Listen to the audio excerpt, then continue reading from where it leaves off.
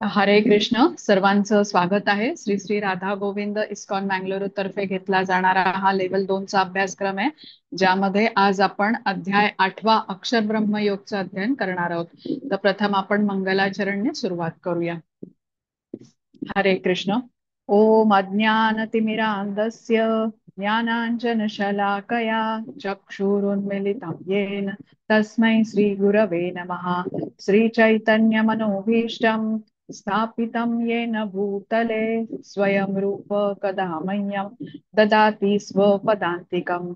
हे कृष्ण करुणा सिन्धो दीनबन्धो जगत्पते गोपेश गोपिका कान्त राधाकान्त नमोस्तुते. तप्त कांचन गौरांगी राधे वृंदावनेश्वरी वृषभानुसुते देवी प्रणमामि हरिप्रिये. नमः ओं विष्णुपदाय कृष्णप्रेष्ठाय भूतले श्रीमते भक्तिवेदांत स्वामी इति नामिने. नमस्ते सारस्वते देवे गौरवाणी प्रचारिणे निर्विशेष शून्यवादी पाश्चात्य देशतारिणे. जय हो श्री कृष्ण चैतन्य प्रभु नित्यानंद श्री अद्वैत गदाधर श्रीवासादि गौर भक्त वृंद. हरे कृष्णा कृष्णा कृष्णा हरे हरे, हरे राम राम राम हरे हरे. हरे कृष्ण सर्वांना. सर्वात प्रथम आपण श्रीला प्रभुपाद यांना साष्टांग प्रणाम करूया, ज्यांनी आपल्याला समजेल अशा शब्दामध्ये भगवद्गीता आपल्याला समजावून सांगितली आणि त्यामुळेच भगवद्गीतेचं हे ज्ञान आपण ग्रहण करू शकत आहोत. श्री श्री राधा गोविंद इस्कॉन मँगलोरचे अध्यक्ष नामानिष्ठ दास प्रभूजी यांना सादर प्रणाम करूया, ज्यांनी हा अभ्यासक्रम आपल्या सर्वांच्यासाठी बनवला आणि झूमद्वारे उपलब्ध करून दिला. त्यामुळे घरी बसल्या या संधीचा आपण लाभ घेऊ शकतो आहोत. अन्वया माताजींना प्रणाम करते, ज्यांनी मला भगवद्गीता शिकवली, प्रत्येक श्लोकाचा सखोल अर्थ समजावून सांगितला. तसंच इस्कॉनच्या सर्व टीमचे धन्यवाद देते. त्यांच्या सहकार्यानेच आपल्याला हा अभ्यासक्रम करणं शक्य असतं. आज वर्गाला उपस्थित असणाऱ्या सर्व भक्तांना सादर प्रणाम आणि सर्वांचं परत एकदा स्वागत. आता 7 अध्याय आपण पूर्ण केलेले आहेत. आजपासून आपण 8वा अध्याय अक्षर ब्रह्म योगचं अध्ययन करणार आहोत. तर या अध्यायाच्या सुरुवातीला, आजच्या अध्यायाची सुरुवात ही अर्जुनाच्या प्रश्नाने होते. अर्जुन काही प्रश्न विचारतो आणि या अध्यायामध्ये कृष्ण त्याची सविस्तर उत्तरं देतात. म्हणजे महत्वपूर्ण असं ज्ञान कृष्णांनी आजच्या अध्यायामध्ये सांगितलेलं आहे. अजूनपर्यंत कृष्णांनी कर्मयोगी कोण आहे, ज्ञानयोगी कोण आहे, अष्टांग योगी, तसंच भक्तियोगी या सगळ्यांच्या बद्दल माहिती सांगितलेली आहे. अष्टांग योगी भौतिकाचा त्याग करतो, जंगलामध्ये जातो, एकांतवासामध्ये तिथे राहतो आणि तो साधना करतो. पण भक्तियोगी आपण काय समजून घेतलं की भौतिकामध्ये राहूनच तो कार्य करतो. अष्टांग योगी ध्यान या मार्गाने परमात्मा श्री विष्णूंच्या वरती तो ध्यान करतो आणि भौतिक वासनांचा त्याग करतो आणि भगवंतांच्या श्रीचरणांना प्राप्त करण्यासाठी ही साधना करतो. भौतिकामधले जी द्वंद्व असतात, म्हणजे मान अपमान, सुख दुःख यांच्या तो वरती स्थित असतो.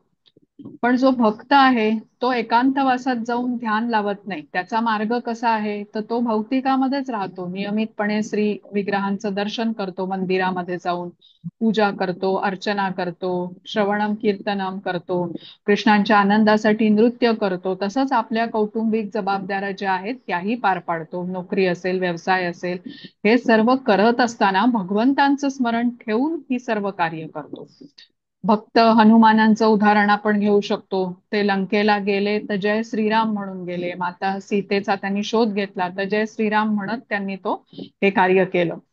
तसंच अर्जुनाने जे युद्ध केलं तेही कृष्णांच्या आदेशानुसार केलं, त्यांचं स्मरण ठेवून केलं. आता इथे अर्जुनाचा आपण एक गुण लक्षात घेतलेला आहे की ज्ञान घेत असताना त्याला काही शंका आली तर तो लगेच विचारतो कृष्णांना आणि जे समजलं नाही ते सांगण्याची परत कृष्णांना विनंती करतो. आता आपण ज्या वेळेला इथे निष्काम कर्मयोग बघितलेला आहे आणि निष्काम कर्मयोगामध्ये जेव्हा भक्त जोडलेला असतो तिथून भक्ती योगामध्ये तो परिवर्तन किंवा प्रगती करू शकतो. आता फरक काय असतो निष्काम कर्मयोगी आणि भक्ती योगामध्ये. तर हे आपण थोडंसं परत समजावून घेऊया आणि मग पुढे आजच्या अध्यायाकडे वळूया.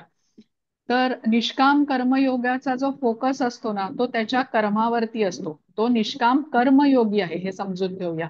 म्हणून त्याचा फोकस काही कर्मावरती असतो. एखादं एक विशिष्ट कर्म करायला त्याला आवडतं आणि तेच करण्याची त्याची इच्छा असते.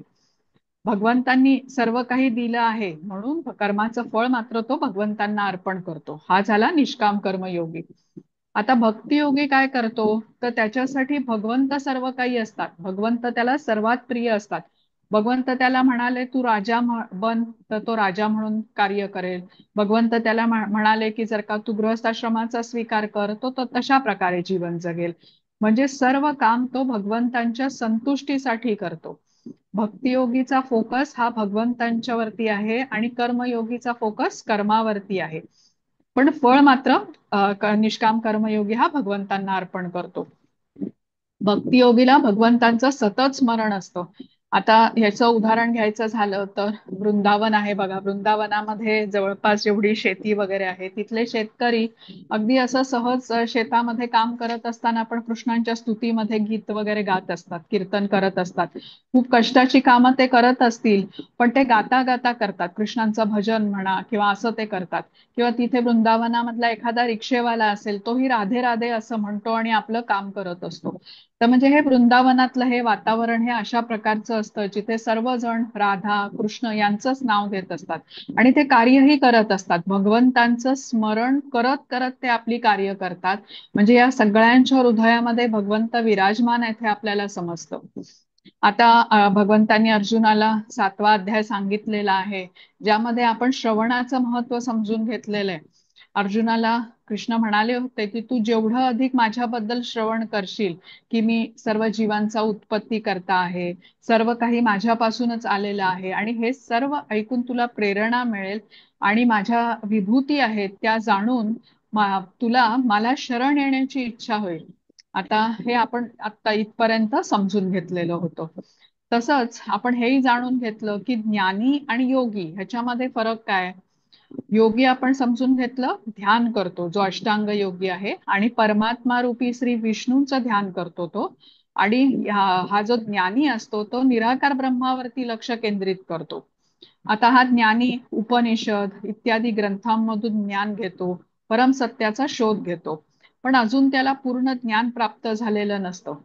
पण योगीला ज्ञान प्राप्त झालेलं असतं, त्याला काही शोधायचं नसतं. म्हणून तो एका ठिकाणी बसून श्री विष्णूंवरती ध्यान केंद्रित करतो आणि आत्मसाक्षात्कार करण्याच्यासाठी तो असं एकांत स्थळामध्ये जंगलातलं वगैरे स्थान निवडतो. सर्व कर्म त्यागून तो आता अशा प्रकारे साधना करतो. आता आपल्याला आतापर्यंत समजलं की निष्काम कर्मयोगी कोण आहे, ज्ञानयोगी कोण आहे, अष्टांग योगी कोण आहे आणि भक्तियोगी कोण आहे. आता त्यांची पुढे गती काय होणार आहे, त्यांचं गंतव्यस्थान कुठलं असणार आहे, हे या आपल्याला आजच्या अध्यायातून समजणार आहे. सर्व योगी हे भगवंतांच्या बरोबर जोडलेले आहेत हे आपल्याला समजलं पाहिजे. मार्ग वेगळा वेगळा आहे पण ते भगवंतांच्या बरोबर जोडलेले आहेत. तसंच आजच्या अध्यायामध्ये अशा काही लोकांच्या बद्दल कृष्ण सांगणार आहेत की जे भगवंतांच्या बरोबर जोडले गेलेले नाहीयेत. तर या सर्वांची गती काय होते याबद्दलचं ज्ञान कृष्ण आजच्या अध्यायामध्ये देणार. आणि भगवत प्राप्तीचा मार्ग तसंच भक्त हा कसा श्रेष्ठ आहे याबद्दलही भगवंत आजच्या अध्यायामध्ये सांगणार आहेत. तर हे आपण भक्तियोगाचे अध्याय बघतोय बघा, 7 ते 12 हे भक्तियोगाचे अध्याय आहेत. तर यामध्ये आपल्याला भगवत भक्त आणि भक्ती ह्याच्याबद्दलच अधिक माहिती मिळणार आहे. तर आपण पहिल्या श्लोकापासून सुरुवात करूया.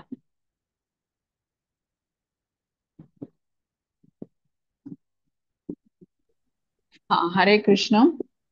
मिनल माताजी वाचता हरे श्लोक. कृष्ण. हरे कृष्ण. पहिला श्लोक, 8वा अध्याय. अर्जुन उवाच, किं तद्ब्रह्म किमध्यात्मं किं कर्म पुरुषोत्तम, अधिभूतं च किं प्रोक्तम, अधिदैवं किमुच्यते. हरे कृष्ण. हरे कृष्ण.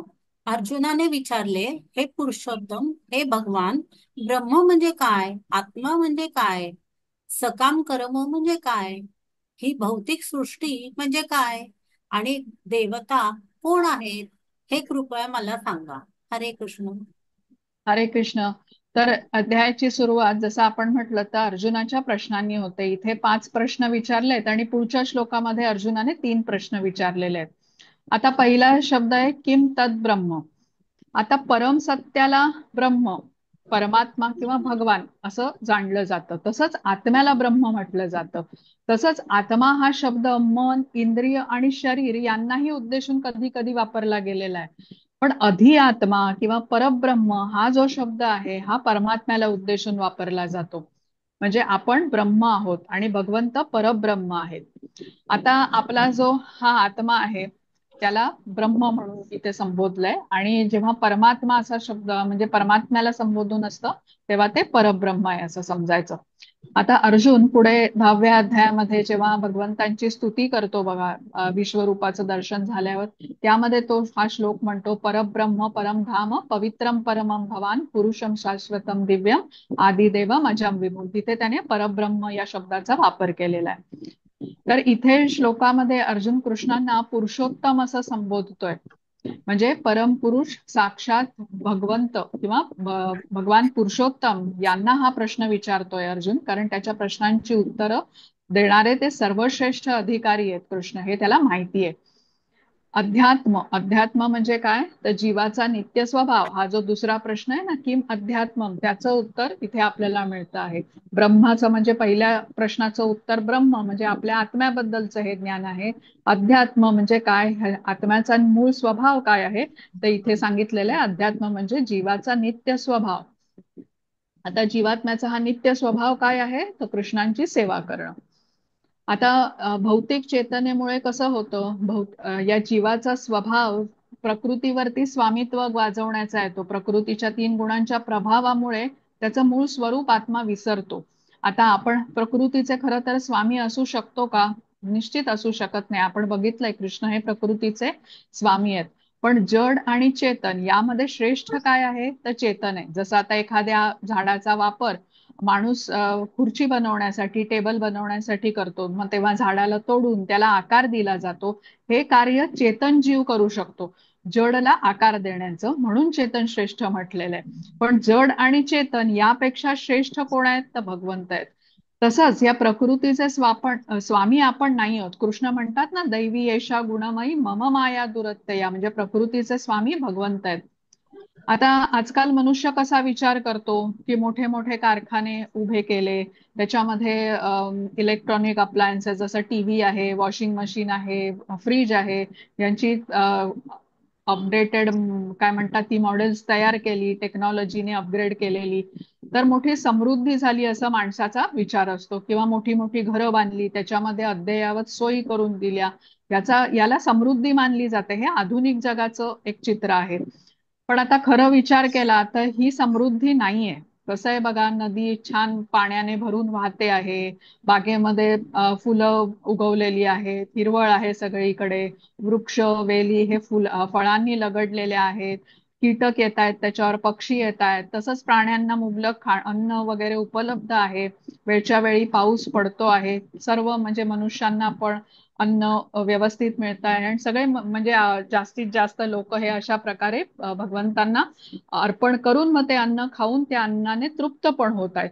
तर तेव्हा आपल्याला खरा आनंद मिळू शकतो. आता कितीही कारखाने बांधले किंवा अशा अद्ययावत सोयी घरामध्ये केल्या, मोठ्या मोठ्या गाड्या किंवा तशा प्रकारचं, तर ह्याने आनंद मिळू शकत नाही. उलट या सर्वांमुळे प्रदूषणाचा हे वाढतं, प्रमाण वाढतं, त्याचाही त्रास मनुष्याला आणि इतर सजीवांना होत असतो. म्हणजे पैसा असला तर सुख आहे असं काही ते म्हणता येत नाही. आता हे आपण समजून घेतोय की जीव हा प्रकृतीचा स्वामी नाहीये. कृष्णांना विसरून जेव्हा जीव बहिर्मुख होतो तेव्हा मायादेवी त्याला दुःख देते. जीव जेव्हा भगवंतांकडे वळतो म्हणजे सेवोन्मुख होतो तेव्हा मात्र मायादेवी त्याला सोडते. म्हणून कृष्ण म्हणतात ना की माम एव ये प्रपद्यन्ते मायामेताम तरंती ते. माम एव म्हणजे केवळ मला शरण ये. तर आपण कृष्णांकडे जाऊ शकतो किंवा मायादेवीकडे जाऊ शकतो, हे स्वातंत्र्य आपल्याकडे आहे. पण जेव्हा आपण मायादेवीकडे आकर्षित होतो, 3 गुणांच्या प्रभावाने आपण दूषित होतो आणि इथे भौतिक जगामध्ये दुःख भोगतो. काम, क्रोध, लोभ हे ह्या मायेने दिलेल्या म्हणजे इथे भौतिक जगामध्ये आपल्यावर प्रभाव टाकतात आणि या मायेच्या प्रभावाने हे जे भौतिक जग चालतं इथे ज्या उपभोगाच्या वस्तू असतात त्या भोगण्याचा मनुष्य प्रयत्न करतो. मग ते धन असेल, संपत्ती असेल, स्त्री असेल, या सर्व हे जीव जे असतात ह्या भोगण्याच्या इच्छा ठेवतो आणि मग दुःख प्राप्त करतो. मायादेवीपासून प्राप्त होणाऱ्या गोष्टीमुळे जीवाला दुःखच भोगावं लागतं, पण कृष्णांकडून प्राप्त होणाऱ्या गोष्टींनी कधीच दुःख भोगावं लागत नाही, आपल्याला लक्षात ठेवलं पाहिजे. आता इंटरनेटचा प्रभाव आहे, आपण जाणतो की लहान मुलांना किती म्हणजे चुकीचा वापर करतात इंटरनेटचा. वाईट सवयी बिघडताना दिसतात ती मुलं. मोठी माणसं पण चुकीचा वापर करून अनेक सवयींच्या आहारी गेलेली असतात. सर्वत्र असा काम, क्रोध, लोभ याच्या म्हणजे असे ह्याचे परिणाम आपल्याला आजकालच्या जगामध्ये दिसून येतात. किंवा उन्हाळा अत्यंत कडक झालेला आहे, उन्हाची तीव्रता खूप जास्त असते. उन्हाळ्यानंतर जून मध्ये येणारा पाऊस कधी कधी पुढे ढकलला जातो, काही ठिकाणी पडतच नाही, तर काही ठिकाणी एकाच वेळी इतका पाऊस पडतो की पूर परिस्थिती तयार होते. ह्या अशा अनेक गोष्टी आपल्याला दिसतात घडताना प्रकृतीमध्ये. तर ही प्रकृती कृष्णांच्या अध्यक्षतेखाली चालते, मया अध्यक्षेण प्रकृती. पण जेव्हा मनुष्य काम, क्रोध, लोभ इत्यादी काय म्हणतात ते षड्रिपूंच्या आहारी जातो, आपल्या इच्छेने काम करतो, इथे स्वामित्व गाजवतो प्रकृतीवरती, भोग करतो, मांसाहार करतो, अनैतिक संबंध इत्यादी ठेवतो, तसं तसं भविष्यामध्ये तर शरीर तो प्राप्त करतोच आणि पुढच्या जन्मी तसा स्वभावही तो प्राप्त करतो. भगवंतांच्या पासून दूर जाऊन मायाशक्तीच्या प्रभावाखाली उपभोग प्राप्त करण्याच्या प्रयत्नामध्ये भगवंतांना विसरतो जीव. आता त्याचा परिणाम म्हणून आपण हे समजून घेतलं होतं गरुड पुराणाच्या आधारावरती की अनियंत्रित मांसाहार करणाऱ्याला वाघ किंवा सिंह अशा हिंस्त्र प्राण्याचं शरीर मिळू शकतं. अनैतिक संबंध ठेवणाऱ्याला कुत्रा बनावं लागेल आणि मग एकदा कुत्र्याचं शरीर मिळालं की त्याला यातनांचा सामोरं जावं लागेल. कोणी दगड मारतात त्याला, खायला कधी पोटभर मिळत नाही. किंवा जो अन्न खाताना कुठलंही विचार करत नाही, कसलंही अन्न खातो, त्याला कदाचित डुकराचं शरीर मिळेल. तर हे आपल्याला लक्षात ठेवलं पाहिजे. त्यासाठी योग्य अयोग्य समजून कर्म केली पाहिजेत. तर आपला मूळ स्वभाव काय आहे? आत्म्याचा अध्यात्म आहे, म्हणजे कृष्णांची सेवा. आणि हे विसरल्याने हे सर्व परिणाम होत असतात. आता कर्माबद्दलचंही ज्ञान कृष्णांनी पुढच्या श्लोकांमध्ये दिलेलं आहे. आता अधिभूत असा शब्द आहे. अधिभूत म्हणजे काय? भौतिक प्रकृती जी कशी आहे? सदैव परिवर्तनशील आहे असं सांगितलंय. जसं भौतिक शरीरामध्ये स्थित्यंतर घडत असतात, जन्म होतो, विकास होतो, विकास म्हणजे तो वाढ होते त्याची, मग स्थिती येते, मग प्रजनन, क्षय आणि विनाश ही भौतिक जगामध्ये भौतिक शरीराची होणारी स्थित्यंतर आहेत, म्हणजे बदल होतो. तसाच भौतिक प्रकृतीमध्येही सतत बदल होत असतो आणि म्हणून अशा या परिवर्तनशील प्रकृतीचं नाव अधिभूत असं दिलेलं आहे. आणि त्याच्या पुढचा शब्द आहे अधिदैव. अधिदैव म्हणजे देवतांचं समावेश असलेल्या भगवंतांचं हे विराट रूप आहे. आणि भगवंतांच्या मध्येच सर्व 14 भुवनांचाही लोकांचा, भुवन म्हणजे 14 लोकांचाही समावेश आहे, किंवा ही 14 लोक ही या रूपामध्ये सामावलेली आहेत असं म्हणूया. आता दुसऱ्या श्लोकामध्ये आपल्याला अजून पुढचे 2 शब्द हे जे आहेत प्रश्न, त्याचे पुढचे 3 प्रश्न, त्याची उत्तरं कृष्ण देणार आहेत. हा, हरे कृष्ण. हरे कृष्ण. अधियज्ञ कथं कोत्र देहेऽस्मिन् मधुसूदन प्रयाण काले च कथं नीयोऽसि नियतात्मभिः. हरे कृष्ण. हरे कृष्ण. हे मधुसूदन, यज्ञांचा अधिपती कोण आहे आणि या देहामध्ये तो कसा निवास करतो आणि भक्तीमध्ये युक्त झालेल्या मृत्यू समयी तुम्हाला कसे जाणू शकतात? हरे कृष्ण. हरे कृष्ण. या श्लोकामध्ये अर्जुन कृष्णांना मधुसूदन असं संबोधतो. मधुसूदन म्हणजे मधु राक्षसाचा वध करणारा. तर अर्जुन म्हणतो, ज्याप्रमाणे कृष्णा तुम्ही मधु राक्षसाचा वध केला, त्याप्रमाणे माझ्या मनात येणाऱ्या सर्व शंकांना तुम्ही संपवून टाका. ज्ञान देऊन माझ्या शंकांचं निरसन करा, म्हणजे माझ्या मनामध्ये काहीही शंका उरणार नाही. अर्जुनाने एकूण 8 प्रश्न विचारले. आधीच्या ह्याच्यामध्ये ब्रह्म म्हणजे काय, अध्यात्म म्हणजे काय, कर्म म्हणजे काय, आधिभूत म्हणजे काय आणि अधिदैव म्हणजे काय. आणि आता इथे विचारतोय आधियज्ञ म्हणजे काय, आधियज्ञ कुठे वास करतो, आणि प्रयाण काळे किंवा प्रयाण काळे म्हणजे अंतकाळी तुमचं स्मरण कसं करावं. आता अर्जुनाने हे प्रश्न विचारले ह्याचं कारण 7व्या अध्यायातला जो 29वा श्लोक होता आणि 30वा श्लोक होता याच्यामध्ये आपल्याला सापडतं. आपण जरा तो श्लोक उघडूया इथे.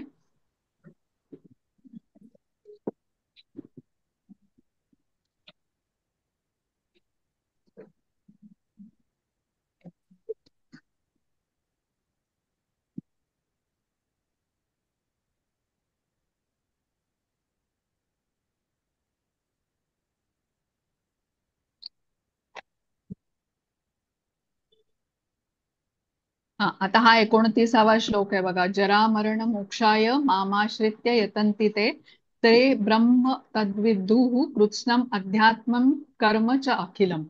आता ह्याच्यामध्ये म्हणजे अर्थ काय, जरा मरणातून मुक्त होण्याकरता प्रयत्न करणारे जे बुद्धिमान मनुष्य आहेत ते माझ्या भक्तीद्वारे माझा आश्रय घेतात. वास्तविकपणे ते ब्रह्म आहेत, कारण त्यांना आध्यात्मिक क्रियांचे पूर्ण ज्ञान आहे. तर या श्लोकामध्ये ब्रह्म आणि अध्यात्म, इथे ब्रह्म हा शब्द आलेला आहे बघा आणि इथे अध्यात्म हा शब्द आलेला आहे. या दोन शब्दांचा अर्थ अर्जुनाला कळलेला नाहीये. आणि 30व्या श्लोकामध्ये आपण बघूया. साधिभूतादिदैवं मां साधी यज्ञं च ये विदुः प्रयाणकाले अपि च मां ते विदुर्युक्त चेतसः. आता इथे इथे याचा अर्थ काय आहे तो बघूया. पूर्णपणे मतपरायण झालेले, जे मला भौतिक सृष्टीचा संचालक, देवतांचा नियंत्रक, सर्व यज्ञांचा अधिष्ठाता भगवंत म्हणून जाणतात, ते मृत्यू समय सुद्धा मला जाणू शकतात. तर इथे हे जे दोन शब्द आहेत, आधिभूत, नंतर आधिदैवम आणि आधियज्ञम, तसंच प्रयाणकाले, या शब्दांचा अर्थ अर्जुनाला समजलेला नाहीये, म्हणून तो आता प्रश्न विचारतोय. हे जे 8 प्रश्न आहेत हे या दोन श्लोकांच्या संबंधित आहेत.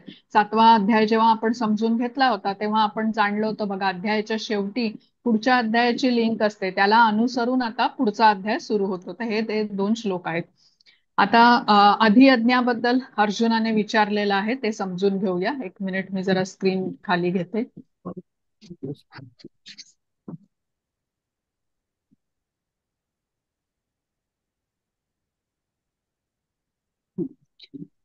आता अधियज्ञाबद्दल विचारलेलं आहे की आता अर्जुन कसा आहे, खूप काही ज्ञानी असा नाहीये, तो संन्यासी नाहीये, त्याने वेद, पुराण, शास्त्र इत्यादी वाचलं नाही. अर्जुन एक गृहस्थ आहे आणि आपल्यासारख्या जबाबदाऱ्या, कर्तव्य करत असताना ज्ञान घेण्यासाठी त्याच्याकडे वेळ नाहीये.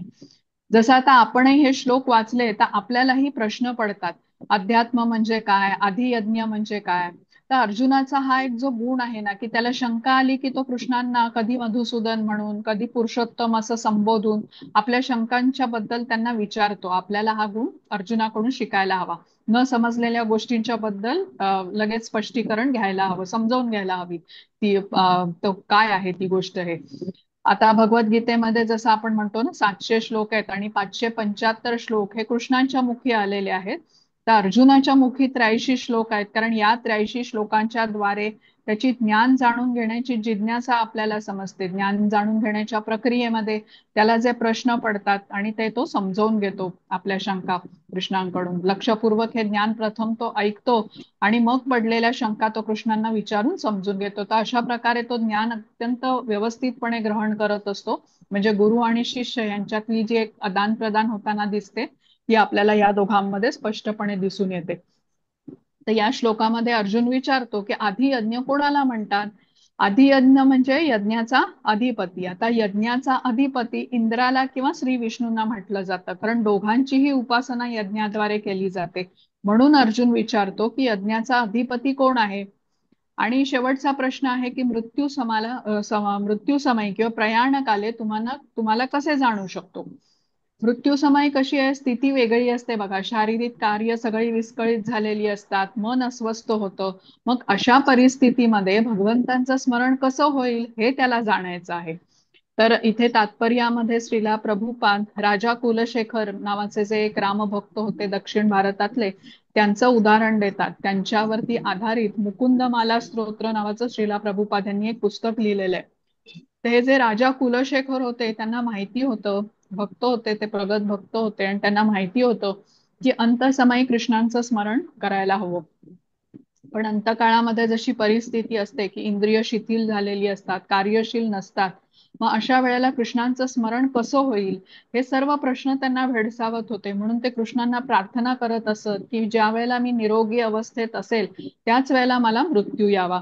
तर यावरती आधारित श्रीला प्रभुपादांचं मुकुंदमाला स्तोत्र नावाचं एक पुस्तक आहे, तर ते आपण नक्की वाचावं, ज्याने आपल्याला याबद्दल अधिक चांगली माहिती मिळू शकते. आता तिसरा श्लोक बघूया. हरे कृष्ण. हरे कृष्ण. श्री भगवान उवाच अक्षरं ब्रह्म परमं स्वभावोऽध्यात्ममुच्यते भूतभावोद्भवकरो विसर्गः कर्म सन्निधः. हरे कृष्ण. हरे कृष्ण. श्री भगवान म्हणाले, अविनाशी दिव्य जीवाला ब्रह्म म्हटले जाते. त्याच्या नित्य स्वभावाला अध्यात्म असे म्हणतात. जीवांचा प्राकृत देहाचा उत्पत्तीस कारणीभूत असणाऱ्या कार्यांना कर्म किंवा सकाम कर्म असे म्हणतात. हरे कृष्ण. हरे कृष्ण. 7व्या अध्यायातला 29वा आणि 30व्या श्लोकामध्ये जे शब्द आले होते ज्यांचा अर्थ अर्जुनाला समजला नाही, म्हणून त्याने इथे कृष्णांना विचारला आणि इथे 8वा अध्याय सुरू झाला. आता कृष्ण उत्तर देत आहेत या श्लोकामध्ये. इथे पहिला शब्द आहे ब्रह्म. ब्रह्म म्हणजे जीवात्मा, कारण जीवात्म्याचा कधीही नाश होत नाही. अध्यायाचं नावच आहे बघा, अक्षर ब्रह्म योग. अक्षर म्हणजे काय, ज्याचा कधीही नाश होत नाही. आता ब्रह्म म्हणजे आपण समजून घेतलं आत्मा, आणि अक्षर ब्रह्म म्हणजे कधीही नाश होत नाही असा अक्षर आत्मा. जेव्हा कृष्णांबरोबर अशा आत्म्याला आपण जोडून घेतो तेव्हा तो अक्षर ब्रह्म योग होतो.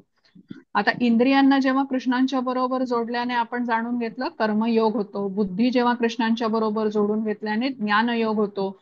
मनाला कृष्णांच्या बरोबर जोडतो तेव्हा तो ध्यान योग होतो, आणि जेव्हा आत्म्याला आपण भगवंतांच्या बरोबर जोडतो तेव्हा भक्ती योग होतो. आणि तेच आपण हे 7 ते 12 या अध्यायामधले 7 ते 12 हे जे अध्याय आहेत भक्तियोगाचे अध्याय आहेत त्याच्यामध्ये हेच आपण जाणून घेतो आहे. तर हा अक्षर ब्रह्मयोग आहे. अक्षर म्हणजे ज्याचा कधीही नाश होत नाही. दुसरा शब्द आहे अध्यात्म. अध्यात्म म्हणजे जीवाचा नित्य स्वभाव. आणि जीवाचा स्वभाव काय आहे, नित्य स्वभाव कृष्णांचा तो सेवक आहे, नित्य सेवक आहे.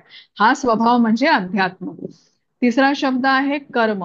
कुठलंही कार्य जे आपण करतो आणि ते कार्य केल्यामुळे आपल्याला फळरूपी एक दुसरं भौतिक शरीर प्राप्त होतं मृत्यूच्या नंतर, ते म्हणजे कर्म झालं. आधिभूत. आधिभूत म्हणजे कृष्ण म्हणतात सभोवतालची प्रकृती, आणि आधिदैव म्हणजे कृष्णांचं विराट असं रूप ज्याच्यामध्ये देवदेवतांचा समावेश आहे. आदियज्ञ म्हणजे यज्ञाचा अधिपती, ते कोण आहेत तर अर्थातच कृष्ण आहेत. आणि तो वास कुठे करतो तर प्रत्येकाच्या हृदयामध्ये तो वास करतो. आणि शेवटचा प्रश्न होता की अंतकाळी किंवा प्रयाण काळे तुमची प्राप्ती कशी करायची, तर त्यावरती कृष्ण म्हणतात की जन्मभर तू जर का माझं स्मरण करण्याचा सराव केलास तर तुला माझी अंतसमयी माझं स्मरण तुला येऊ शकतो, त्याद्वारे माझी प्राप्ती होऊ शकते. तर इथे श्रीला प्रभुपादांनी या श्लोकाच्या तात्पर्यामध्ये ब्रह्म आणि परब्रह्म यातील फरक सांगितलेला आहे. आपण समजून घेतला ब्रह्म म्हणजे काय, आपल्या आत्म्याला उद्देशून हा शब्द ब्रह्म वापरलेला आहे, आणि परब्रह्म हा शब्द परमात्म्याशी संबंधित आहे. तर आपण कधीही परब्रह्म होऊ शकत नाही, हे आपल्याला लक्षात ठेवलं पाहिजे. परब्रह्म हे सर्वश्रेष्ठ आहे. तर इथे सांगितलंय की जो यज्ञ करतो वेदांमध्ये सांगितल्याप्रमाणे त्याला उच्च ग्रहांवरती अनेक वर्ष तो वास करू शकतो, आणि त्यानंतर पृथ्वीवरती तो परत येतो. तर जेव्हा कोणी वेदांमध्ये सांगितलेल्याप्रमाणे अन्नदान करतो, वस्त्रदान इत्यादी कार्य करतो, विहित कार्य करतो आपल्याला जी नेमलेली आहे ती, आणि त्यामुळे त्याला स्वर्गप्राप्ती होऊ शकते. पण भक्त कसा आहे, तो कृष्णांची पूजा करतो, त्यांची सेवा करतो, त्यांची आराधना करतो, आणि त्याला गोलोक वृंदावनाची प्राप्ती होते. म्हणजे कर्म म्हणजे काय, असं कार्य ज्याच्या अनुरूप ते केल्याने त्याला अनुरूप असं पुढे शरीर मिळतं. तर हे आपल्याला समजून घ्यायचंय. आता चौथा श्लोक बघू आपण. हरे कृष्ण. हरे कृष्ण. अधिभूतं क्षरो भावः पुरुषश्चाधिदैवतम् अधियज्ञोऽहमेवात्र देहे देहभृतां वर. हरे कृष्ण. हरे कृष्ण. हे देहा भृतांबर निरंतर परिवर्तनशील असणाऱ्या भौतिक प्रकृतीला अधिभूत असे म्हणतात. चंद्र सूर्यांसारख्या देवदेवतांचा समावेश असणाऱ्या परमेश्वराच्या विराट रूपाला अधिदैव असे म्हणतात. आणि प्रत्येक देहधारी जीवामध्ये परमात्मा स्वरूपाने मी पुरुषोत्तम भगवान वास करतो. मलाच अधियज्ञ, यज्ञांच्या अधिष्ठाता असे म्हटले जाते. हरे कृष्ण. हरे कृष्ण. आता अधिभूत म्हणजे आपण समजून घेतलं भौतिक प्रकृती जी सतत परिवर्तनशील असते. परिवर्तन हा प्रकृतीचा गुणधर्म आहे. जसा आत्ता पाऊस पडतोय, थोड्याच वेळामध्ये पाऊस थांबला की एकदम उकडायला लागतं. तर कधी जोरदार वारा सुटलेला असतो, कधी सगळं काही शांत असतं. म्हणजे हवेमध्ये किंवा प्रकृतीमध्ये हे सतत बदल होत असतात. तसेच बदल हे भौतिक शरीरामध्ये होतात. भौतिक शरीरामधली 6 स्थित्यंतर आपण जाणून घेतली: उत्पत्ती, विकास, स्थिती, प्रजनन, क्षय आणि विनाश. तर हे 6 बदल कुठल्याही भौतिक देहात होतात. मनुष्यामध्येही होतात, पशु पक्षी प्राणी सगळ्यांमध्ये, कीटक वगैरे सगळ्यांमध्ये होतात. तर या भौतिक प्रकृतीला, या सर्वांचा समावेश असलेल्या भौतिक प्रकृतीला अधिभूत असं म्हटलं गेलेलं आहे. आणि विशिष्ट काळी या प्रकृतीचं सृजन पण होतं, म्हणजे उत्पत्ती होते, आणि विशिष्ट काळी हिचा लय पण होतो. आता इथे म्हटलंय की आधिभूतम क्षरोभाव.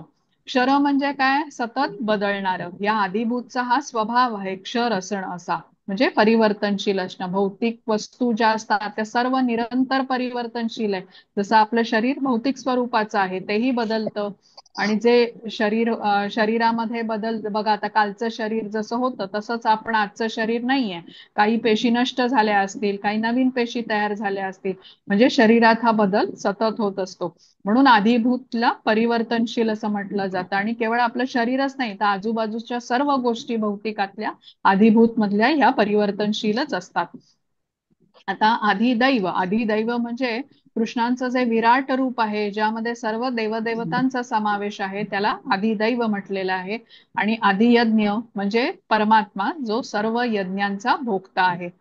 आता श्लोकामध्ये म्हटलेलं आहे की अधियज्ञ अहम एव, म्हणजे मीच अधियज्ञ आहे. म्हणजे कोणीतरी वेगळा परमात्मा म्हणून तुमच्या हृदयात आहे असं नाही म्हणत कृष्ण. कृष्ण म्हणतात मीच अहम एव परमात्मा म्हणून हृदयात स्थित आहे. अर्जुनाचा प्रश्न काय होता? आधियज्ञ हा कथम पुत्र, म्हणजे यज्ञाचा अधिपती कोण आणि तो या देहामध्ये कसा वास करतो? त्यावरती कृष्णांनी दिलेलं हे उत्तर आहे की मीच अधियज्ञ आहे, म्हणजे यज्ञाचा अधिष्ठाता आहे. आणि प्रत्येक देहधारी जीवामध्ये परमात्मा रूपाने मी पुरुषोत्तम भगवान वास करतो. आता एक शब्द आहे बघा, देहे देह भृताम वर. हे कोणाला उद्देशून आहे? हे अर्जुनाला उद्देशून म्हटलेलं आहे. म्हणजे देहधाऱ्यांमध्ये श्रेष्ठ अर्जुना असं त्याला संबोधलेलं आहे कृष्णांनी. कारण अर्जुन कसा होता? कृष्णांचा सखा होता, त्यांच्याबरोबर प्रेमाचा संबंध होता. आणि भगवंतांचा सखा आणि त्यांच्यावर प्रेम करणारा, अर्थातच सर्व देहधाऱ्यांमध्ये तो श्रेष्ठ आहे. म्हणजे केवळ माणसांमध्ये नाही, तर सर्व देहधाऱ्यांमध्ये श्रेष्ठ, म्हणून त्याला देहे देहभृताम वर असं हे अर्जुनाला संबोधून कृष्णांनी म्हटलेलं आहे. आता इथे नवसाधक जे असतात ते भगवंतांच्या विराट रूपावरती ध्यान करता यावं, त्यासाठी अधिदैव म्हणजे काय ह्याचं उत्तर कृष्णांनी दिलेलं आहे. आणि अर्जुनाच्या प्रश्नांना अनुसरून ही सगळी उत्तरं दिली त्यांनी, की अधिभूत म्हणजे काय, जी प्रकृती जी परिवर्तनशील असते. त्याचं उदाहरण म्हणजे बघा, आपण अळी बघतो ना, जी अशी पानाला चिकटलेली वगैरे असते बघा, आणि काही दिवसात तिचं रूपांतर कोशामध्ये होतं. कोशातून म्हणजे बाहेर आल्यानंतर तिचं रूपांतर फुलपाखरूमध्ये होतं. म्हणजे कोशातून बाहेर पडत असताना खूप तिला कष्ट होत असतात. पण हे हा जो बदल आहे ह्याच्यावरून आपण समजू शकतो की या प्रकृतीमधल्या आधिभूत मधल्या सर्व गोष्टी ह्या ज्या आहेत त्या परिवर्तनशील आहेत. आता 5वा श्लोक बघूया आपण. हा, हरे कृष्ण. हरे कृष्ण. अंतकाले च मामेव स्मरन् मुक्त्वा कलेवरं यः प्रयाति समद्भावं याति नास्तत्र संशयः. हरे कृष्ण. हरे कृष्ण. आणि अंतकाळी केवळ माझे स्मरण करील जो आपला देह त्याग करतो, तो तत्काळ माझ्या प्रकृतीची प्राप्ती करतो, यात मुळीच संशय नाही. हरे कृष्ण. हरे कृष्ण. आधीच्या 4थ्या श्लोकांमधून आपण हे समजून घेतलं की परमात्मा म्हणून कृष्ण सर्वांच्या हृदयस्थळी आत्म्याच्या शेजारी स्थित असतात आणि साक्षी भावाने सर्व काही आपले विचार, आपण जी काही कृती करतो ते बघत असतात. आता इथे मृत्यूच्या वेळी काय होणार याबद्दल सांगितलेलं आहे. तर आता मृत्यू ही अशी गोष्ट आहे ज्याच्याबद्दल आपल्याला काही माहिती नसते. तर इथे कृष्ण सांगतात, अंतकाळी जो माझं स्मरण करतो तो मुक्त होऊन मदभाव म्हणजे माझ्या धामामध्ये येतो. आता अंतिम समयी जर का कोणी कृष्णांचं स्मरण केलं तर भगवत धामात पोचू शकतो असं कृष्ण म्हणतात. पण कोणी जीवनभर स्मरण केलं असेल कृष्णांचं, पण आता अंतिम स्थितीमध्ये तो अचेतन अवस्थेमध्ये असेल, म्हणजे कोमा असेल किंवा काही तशा प्रकारची त्याला गोष्ट असेल शरीराला व्याधी, तर मग काही काळजीचं कारण नाही हे आपल्याला समजलं पाहिजे. कारण अशा भक्ताची आठवण भगवंत ठेवतात. त्यांच्या दूतांना पाठवून त्यांना ते भगवत धामामध्ये घेऊन येतात. जसं आपण जाणतो संत तुकाराम, त्यांना हजारो लोकांच्या समक्ष विष्णुदूत येऊन वैकुंठामध्ये घेऊन गेले होते. तर म्हणजे या सर्वच भक्त काही अशा प्रकारे विष्णुधामामध्ये गमन करतात, सर्वांच्या समोरच अशा प्रकारे त्यांचं गमन होतं असं नाही. पण तुकाराम शुद्ध भक्त होते आणि विष्णुदूत त्यांना नेण्यास आलेले होते. तर अशा प्रकारे जो जीवनभर भगवंतांच्या शुद्ध भक्ती सेवेमध्ये ज्याने स्वतःला वाहून घेतलेला असतो तो भगवत धामाची प्राप्ती करतो, यामध्ये संशय नाही. म्हणून याती नास्त्यत्र संशय असं कृष्ण म्हणतात. तर लक्षात ठेवलं पाहिजे की आपण या शरीरामध्ये कायमचे राहू शकत नाहीत. आपण 6 स्थित्यंतर होताना बघितली तर जसं बालपण गेलं, युवा अवस्था आली, युवा अवस्थेमधून वृद्धावस्थेमध्ये मनुष्य गेला की केस पिकतात, तिथे दृष्टी कमी होते, कानाने ऐकू येत नाही, चालण्यासाठी काठीचा आधार घ्यावा लागतो. एक एक करून हे अवयव क्षीण होतात आणि मग काळ येतो किंवा मृत्यू येतो. तर त्यासाठी शरीर जोपर्यंत निरोगी आहे, सशक्त आहे, तोपर्यंत भक्ती करायला हवी.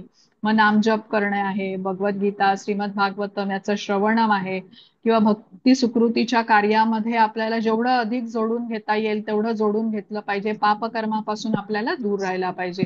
तर या प्रकारे आपली भक्तीमधली जे बचत खातं जसं असतं ना बँकेमध्ये आपण किंवा पोस्ट ऑफिसमध्ये बचत खातं असतं बघा, त्यातली रक्कम आपण जमा करत जातो आणि ती वाढवत जातो. तसंच हे भक्तीमधलं आपलं बचत खातं आहे, ते आपल्याला रोज डेली त्याच्यामध्ये काही ना काहीतरी रक्कम जमा केली पाहिजे.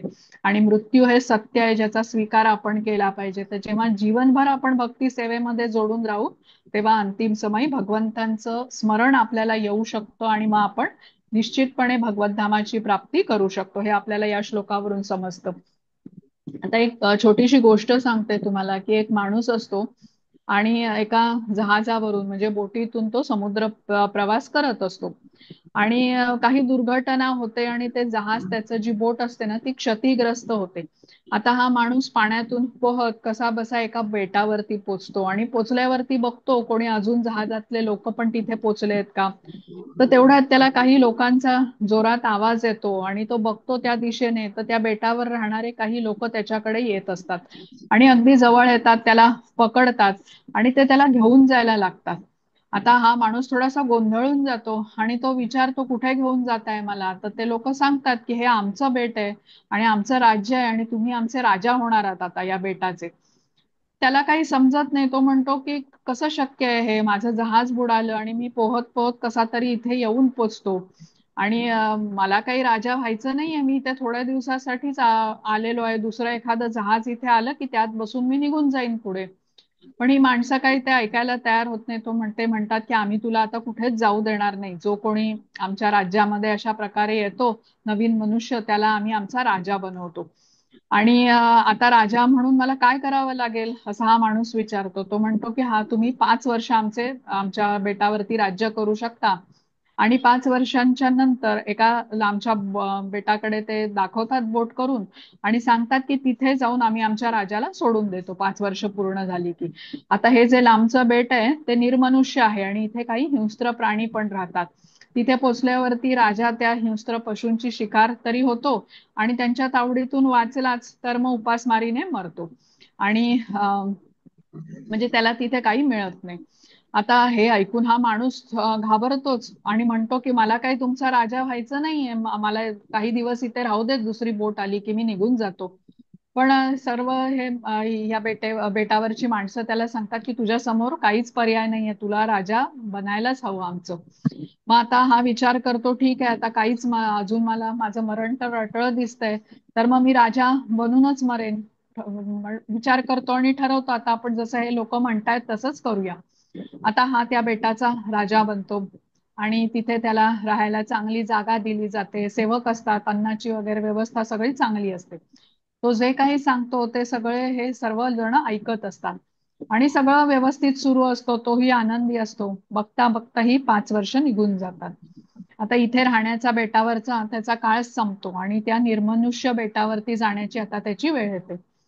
तर ती माणसं त्याला आता एका बोट तयार करतात आणि त्याच्यात बसवतात आणि ही बोट निघते आता त्याला दुसऱ्या या बेटावरती, निर्मनुष्य बेटावरती घेऊन जायला. पण तो अगदी शांत असतो, गंभीर असतो म्हणजे, आणि त्याला काही म्हणजे तो असा दुःखामध्ये आहे असं काही वाटत नाही. तर ही माणसं त्याला विचारतात की अरे तुला भीती नाही वाटत का, दुःख होत नाही का? तर तो म्हणतो नाही, मला काहीच वाटत नाही. मी तुमच्या बरोबर अगदी इतकी वर्ष चांगली आनंदामध्ये घालवली आहेत. आणि आता खरं तर राजा असताना त्या माणसाने काय केलेलं असतं की सगळं त्याचे हे जे सेवक असतात ना ते त्याचं सगळं ऐकत असतात. तर ह्या बेटावरच्या सगळ्या चांगल्या गोष्टी, खाण्यापिण्याच्या सोयी वगैरे तो त्या निर्मनुष्य बेटावरती पोचवतो, म्हणजे तिथे सोय करून घेतो सगळी. आणि दुसरं बेट आता सुखसोयीने सज्ज करून ठेवतो. तर अशा प्रकारे एक एक दिवस म्हणजे तो आपली सोय तिथे पुढच्या त्या बेटावरती करतो, कारण त्याला त्याचं भविष्य माहिती असतं की 5 वर्षांनी त्याला तिथे जायचंय. तर एकही दिवस वेळ न वाया घालवता तो योजना करतो आणि भविष्य काळ आपला सुखाचा जाईल याच्याकडे तो लक्ष देतो. तसंच आता आपलं बघा बरं का, आपण या भौतिक जगामध्ये आहोत आणि हे तात्पुरतं घर आहे आपलं. आपण म्हणतो ना काही काळासाठी आपण इथे आहोत. मग आपण आपली व्यवस्था करतोय का कृष्णांच्या गोलोक मध्ये जाण्यासाठी, वैकुंठ लोकामध्ये जाण्यासाठी? तर जसं आता या माणसाकडे जो काही वेळ होता तो त्याने वाया न घालवता आपल्या भविष्याची योजना केली. तसंच आता आपण आपलं जीवन बघूया. जर का 100 वर्षाचं म्हटलं तर पहिली काही वर्ष आपण बालपणामध्ये जातात, शिक्षण वगैरे घेतो, अभ्यास करतो. पुढची 25 वर्ष धनसंपत्ती कमावण्यामध्ये, विवाह, मुलं इत्यादी आपल्याला जबाबदाऱ्या पार पाडाव्या लागतात.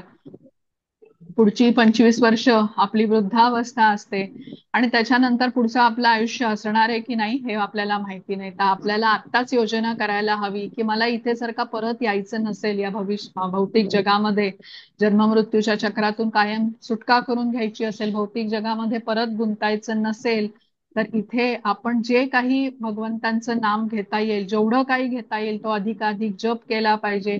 शेवटची उरलेली सर्व वर्ष आपल्याला भगवंतांच्या सेवेमध्ये नियोजित केली पाहिजे. जसं आता या माणसाने आपली भविष्याची तरतूद करून ठेवली, तसंच आपल्याला हे केलं पाहिजे.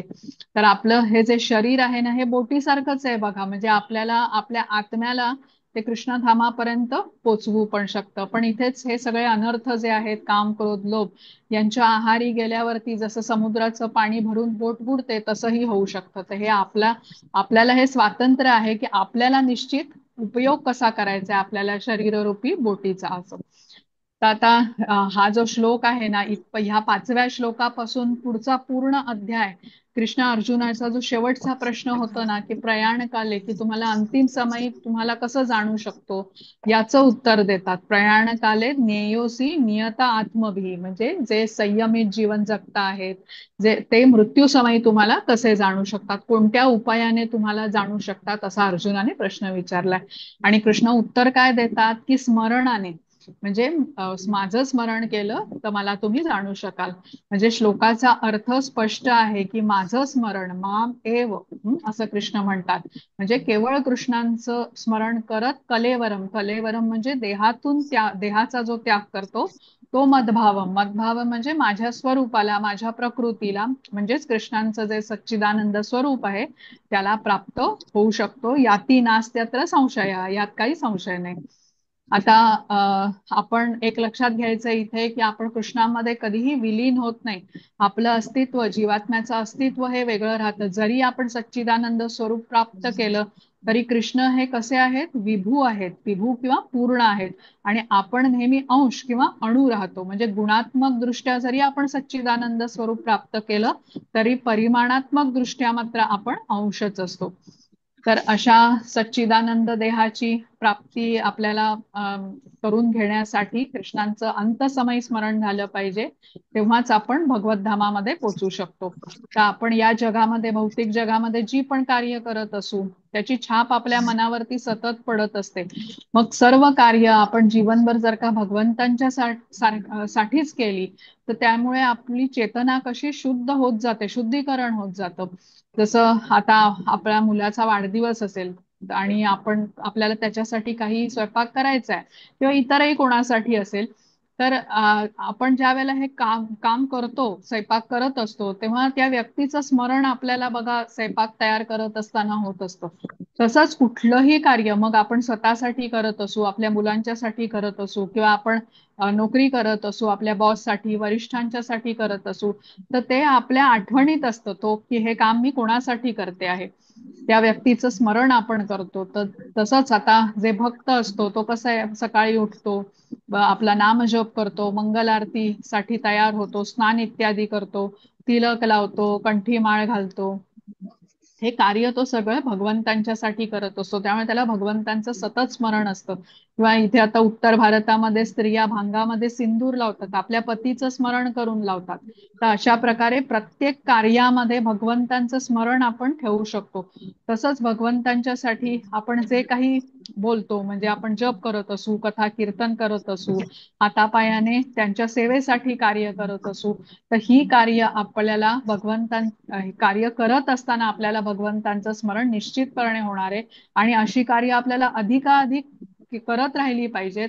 आणि जेव्हा आपण अशा प्रकारे करत राहतो या मार्गावर, तर अजून त्याच्यामध्ये भर घालत राहतो, तेव्हा अंतसमयी आपल्याला भगवंतांचं स्मरण मग होऊ शकतं. तर श्रीला प्रभुपाद या 8व्या अध्यायाबद्दल सांगतात की हा 8वा अध्याय ना आपल्याला खूप गंभीरतेने घेतला पाहिजे. मनोरंजक ज्ञान म्हणून याच्याकडे न बघता जन्म मृत्यूच्या चक्रातून सोडवणारं हे ज्ञान आहे आपल्याला, जे कृष्णांकडे नेऊन पोचवेल असं हे ज्ञान कृष्ण आजच्या अध्यायामध्ये देत आहेत. तर एखादी तिजोरी असते ना, ती उघडण्यासाठी बघा काही डिजिटल लॉक असतं किंवा काहीतरी पासकोड असतो. तसंच भगवत धाम प्राप्त करण्यासाठी सूत्र इथे कृष्ण सांगतात, ज्याला फॉर्म्युला म्हणू शकतो आपण. तर जेव्हा आपण कोणाला भगवद्गीतेचं ज्ञान देतो, म्हणजे हे फॉर्म्युला सांगतो, ते जाणून तो व्यक्ती कृष्णांची प्राप्ती करू शकतो, एवढं हे महत्वपूर्ण असं ज्ञान आहे. तर आता जीवाला दोनच गोष्टींचं स्मरण असू शकतं बघा. एक तर कृष्णांचं स्मरण तरी असेल किंवा मायेचं स्मरण तरी असेल, म्हणजे तिसरं काहीच ह्याच्यामध्ये येत नाही. आणि मायेचं स्मरण केलं अंतसमयी, तर मायेच्या जगामध्ये म्हणजे भौतिक धामामध्ये परत येणार तो व्यक्ती. आणि भगवंतांचं स्मरण झालं तर आणि भगवंतांचं स्मरण म्हणजे कसं, भगवंतांचं नाम, गुण, रूप, लीला किंवा भगवद्गीता, श्रीमद भागवतम याचा एखादा श्लोक असेल, तेही भगवंतांचं स्मरणच म्हटलं गेलेलं आहे, ज्याने भगवद्धामाची प्राप्ती होऊ शकते.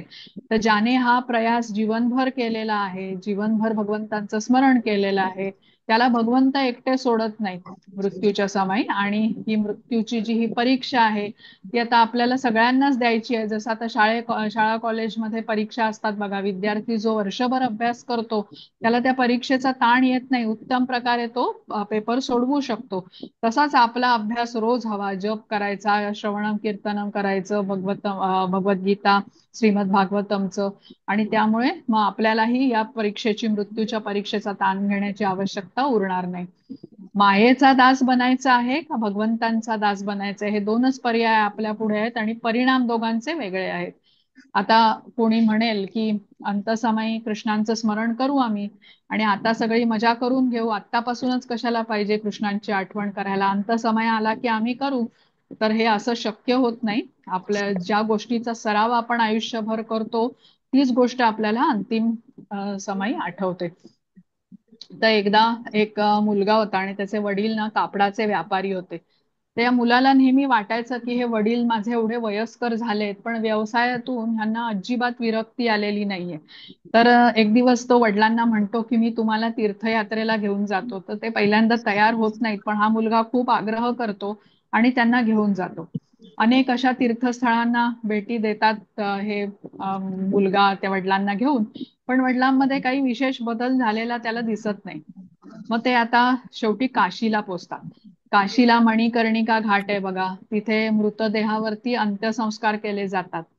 आणि तिथे गेल्यावरती हे वडील बघतात की अनेक मृतदेहांना तिथे अग्नी दिला जाते लाकडाच्या चितेवरती, आणि ते बघून आता त्यांना अश्रू अनावर होतात. आता मुलाला बघून बरं वाटतं की चला वडिलांना थोडी तरी विरक्ती आली हे बघून, आणि हे जगाचं नश्वर स्वरूप त्यांना बहुतेक आता समजलं. तर वडिलांना तो शांत करतो आणि विचारतो, तुम्ही का रडताय? तर वडील उत्तर देतात की मी इतके वर्ष आता हा कापडाचा व्यापार करत होतो, केवढे कष्ट घेतले मी, पण मला काही विशेष फायदा झाला नाही. जर का या घाटावरती मी लाकडांचा व्यापार केला असता तर खूप पैसे कमवले असते. तर म्हणजे बघा, जीवनाची ही अशा स्टेजला आता वय झालेलं आहे, मृत्यू समीप आहे, पण तरी त्यांचे विचार कुठे आहेत? पैशाबद्दल आहे. कारण आसक्ती पैशामध्ये आहे. तर ज्या गोष्टीचा मन सतत विचार करत आलेला आहे, अंतसमयही त्याच गोष्टीची आठवण राहणार हे आपल्याला समजतं. तर जे कार्य आपण आसक्तीने करू त्यामध्येच आपला मन विचार करणार. मग भगवद्गीतेचा अभ्यास जर का मन लावून केला, गीतेचा एक श्लोक जरी आपल्याला अंतिम समयी आठवला, तरी ती व्यक्ती मग भगवत धामामध्ये जाऊ शकते. गीता महात्म्यामध्ये हे सांगितलेलं आहे की भगवंतांची अमृतवाणी भगवद्गीता ही भगवंतांच्या पासून अभिन्न आहे. तर त्यासाठी भगवद्गीता, श्रीमद भागवतमचा एखादा श्लोक, कृष्णांचं रूप, त्यांचं नाव, यापैकी काहीही आपल्याला यापैकी कशाचंही स्मरण आपल्याला जर का अंतसमयी झालं तर आपण भगवत धामामध्ये निश्चितपणे जाऊ शकतो. आता 6वा श्लोक बघू. हा, हरे कृष्ण.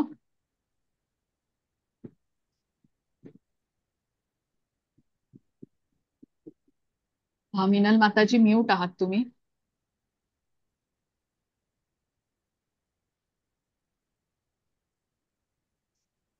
हरे हरे कृष्ण. हरे आता कृष्ण. हो हो, आता येतोय.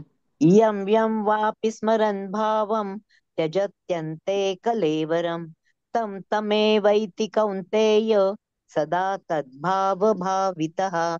हरे कृष्ण. हरे कृष्ण. हे कौंतेय, आपल्या देहाचा त्याग करीत असताना मनुष्य ज्या ज्या भावाचे स्मरण करतो त्या त्या भावाची तो निसंदेह प्राप्ती करतो. हरे कृष्ण. हरे कृष्ण. आता इथे म्हटलेलं आहे की मनुष्य ज्या भावाचे स्मरण करतो, म्हणजे मनुष्य जीवनामध्ये ज्या गोष्टींमध्ये विशेष रूपाने रुची ठेवतो त्याप्रमाणे त्याचा हा भाव बनतो.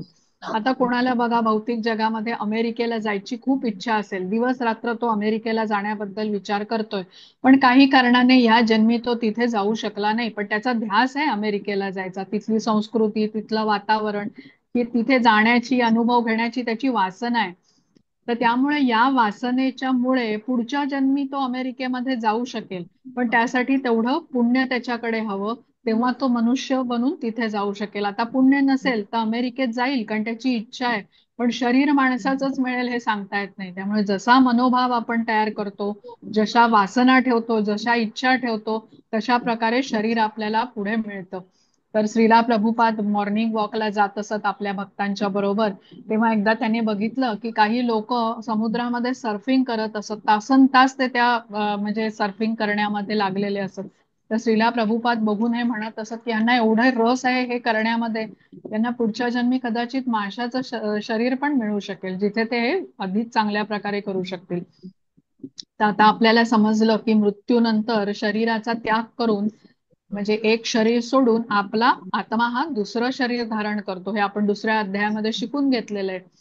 तर हे कशावरती ठरतं की दुसरं शरीर कुठलं मिळणार आता जीवात्म्याला? तर मृत्यू समयी त्याच्या मनामध्ये काय इच्छा आहेत एकत्रित झालेल्या, तसंच जीवनभर त्याने कुठली कर्म केलेली आहेत या गोष्टींवरती हे ठरत असतं. म्हणजे इच्छा आणि कर्म यांच्यावरती आधारित आता पुढचं शरीर किंवा पुढचा जन्म कुठे मिळणार हे ठरतं.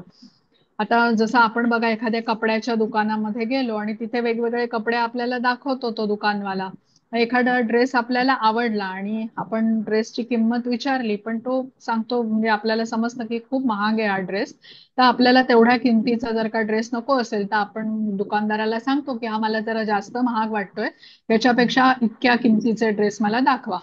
मग तो दुकानदार सांगतो की तुम्ही दुकानाच्या त्या इकडच्या भागामध्ये जा दुसऱ्या सेक्शन मध्ये, तिथे तुम्हाला एवढ्या किमतीपर्यंतचे कपडे मिळतील.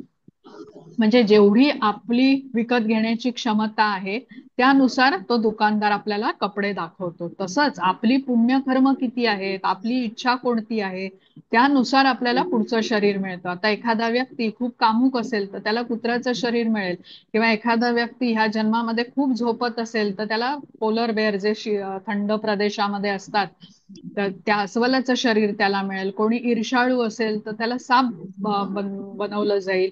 अंग प्रदर्शन करणारा कोणी व्यक्ती असेल तर त्याला वृक्ष बनवला जाईल, कारण वृक्ष कधी कपडे घालत नाहीत. किंवा मांसाहार करणारा असेल त्याला वाघ, सिंह अशा ह्यांचं शरीर मिळेल, प्राण्यांचं.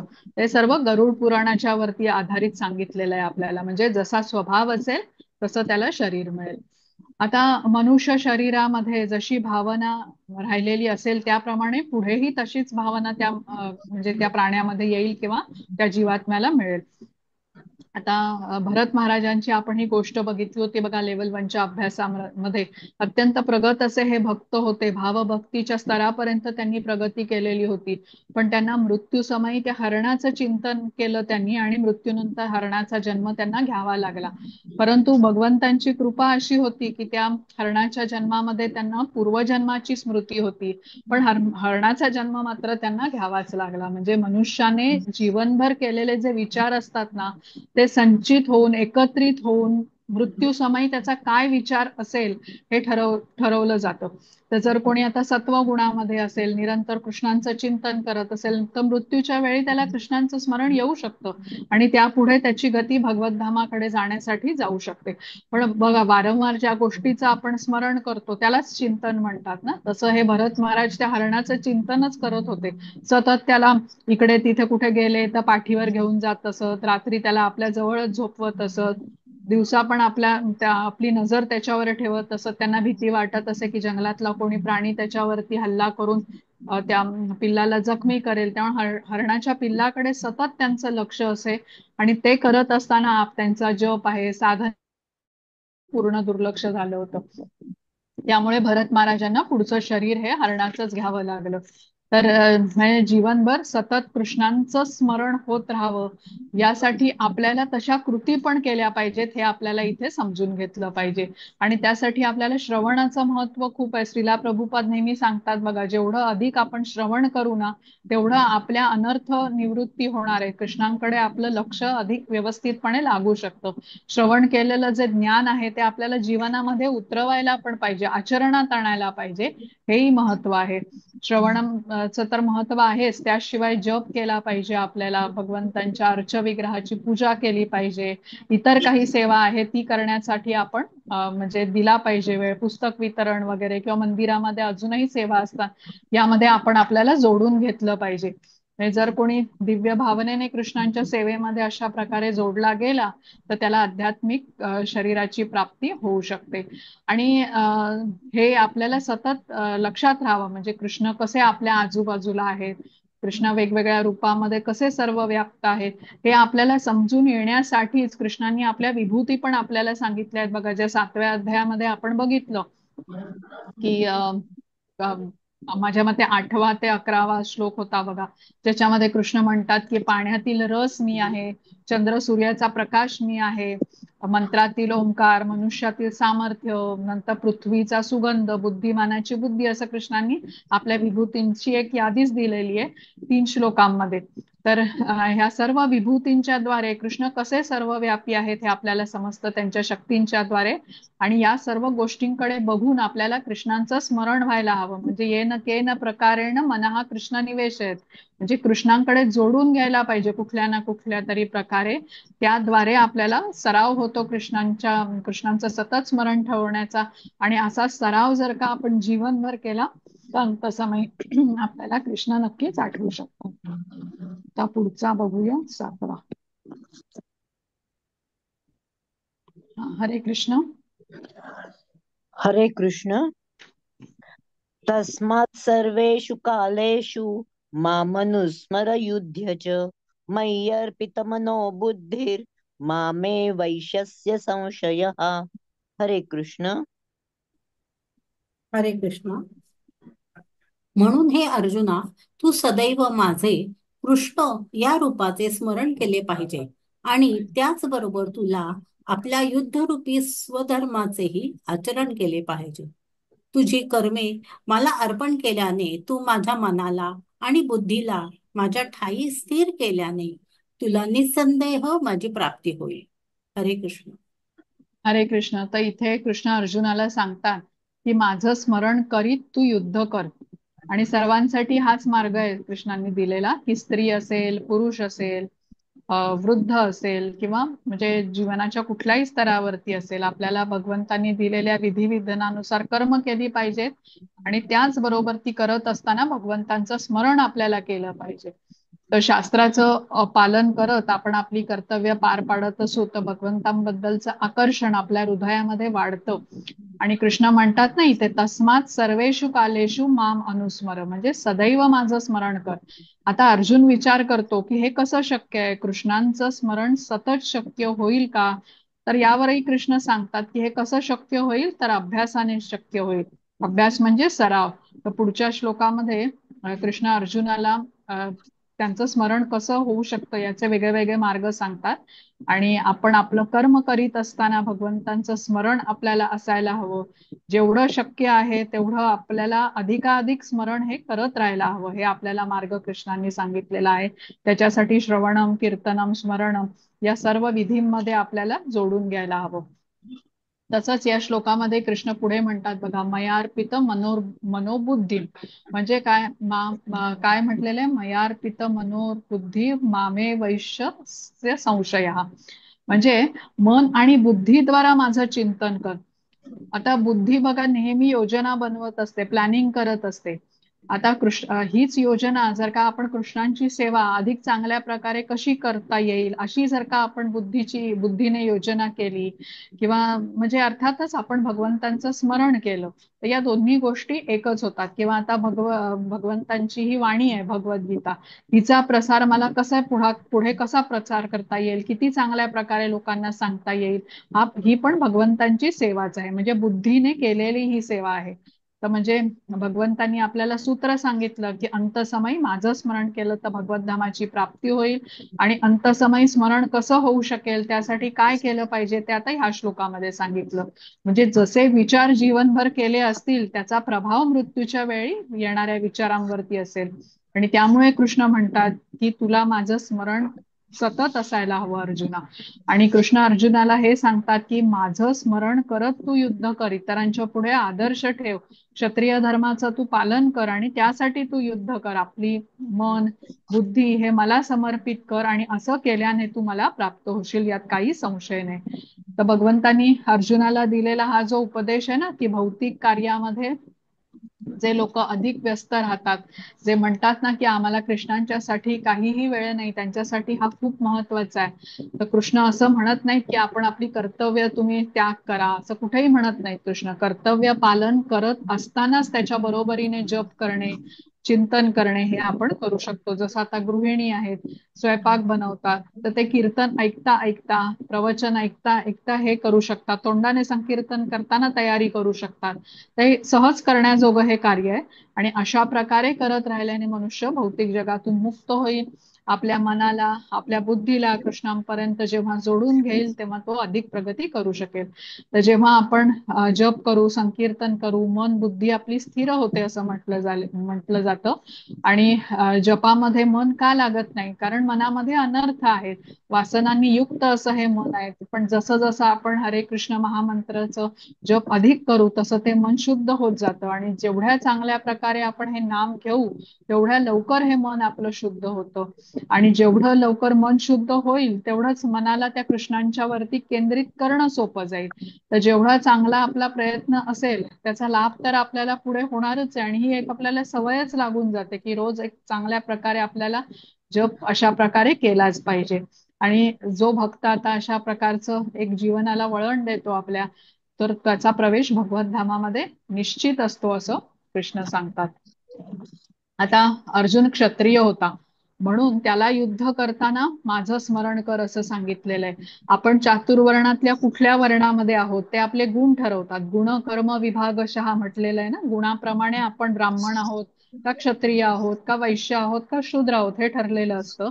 तर ते कार्य करत असताना आपल्याला भगवंतांचं स्मरण केलं पाहिजे. म्हणजे आता आपण गुणाप्रमाणे ब्राह्मण असू, ब्राह्मणाचं कार्य पठण पाठण आहे, तर ते करत असताना भगवंतांचं स्मरण त्याला करायला हवं. वैश्य असेल तर व्यापार गोरक्षा हे त्याचं कार्य आहे, ते करताना त्याने भगवंतांचं स्मरण करायला हवं. शूद्र कसा आहे, परिचारक आहे, सेवा कर्म करतो ना ब्राह्मण क्षत्रिय वैश्याकडे, तर त्याने ते कार्य करत असताना भगवंतांचं स्मरण ठेवायला हवं. सर्वांना युद्ध करायचं नाहीये, आपल्या गुणाप्रमाणे जे विहित कार्य आपल्या वाटेला आलेलं आहे ते करताना भगवंतांचं स्मरण ठेवायला हवं, असं आपल्याला या श्लोकामध्ये सांगितलंय. आता 8वा श्लोक बघू. हा, हरे कृष्ण. हरे कृष्ण. अभ्यास योग युक्तेन चेतसा नान्यगामिना परम दैव्यम याति पार्थानुचिंतयन्. हरे कृष्ण. हरे कृष्ण. हे पार्था, आपले मन विचलित होऊ न देता त्याला माझ्या निरंतर स्मरणामध्ये युक्त करून माझे परमपुरुषाचे जो ध्यान करतो तो निश्चितपणे माझी प्राप्ती करतो. हरे कृष्ण. हरे कृष्ण. आता इथे ना अभ्यास योग युक्तेनं म्हटलेलं आहे बघा. हा अभ्यास योग म्हटलेला आहे आणि पुढे चेतसानं अन्य गामिना, म्हणजे आपल्या चेतनेला अयोग्य मार्गाला नेलं नाही पाहिजे. आता आपल्याच मध्ये दैवी प्रकृती पण आहे आणि आसुरी प्रवृत्ती पण आहे. आपल्यामधल्या दैवी प्रकृतीला आपण पोषण द्यायला हवं, आसुरी प्रवृत्तीचा विनाश करायला हवा. तर जेवढे दैवी गुण आपण बाळगू, दैवी संपदा आपल्यामध्ये वाढेल आणि आपण भगवत धामाकडे जाण्याच्या मार्गावरती प्रगत हो. तर कृष्ण आपल्याला कुठेही सांगत नाहीत की आपल्या कर्तव्यांचा त्याग करा. म्हणून जी काही कर्तव्य आपल्याला, विहित कर्तव्य आपल्याला मिळालेली आहेत, ती करत असताना आपल्याला महामंत्राचा जप करायचा आहे, कृष्णांचं चिंतन करायचं आहे. त्याद्वारे भौतिकाच्या कल्मशांपासून आपण मुक्त होऊ, मन बुद्धी आपली कृष्णांच्या चरणी आपण स्थिर करू शकू. आणि जप केल्याने, विशेषतः कृष्ण नामाचा जप केल्याने मनुष्याची परमधामाकडे प्राप्ती करून घेण्याची जी गती आहे ना, ही निश्चितपणे वाढते.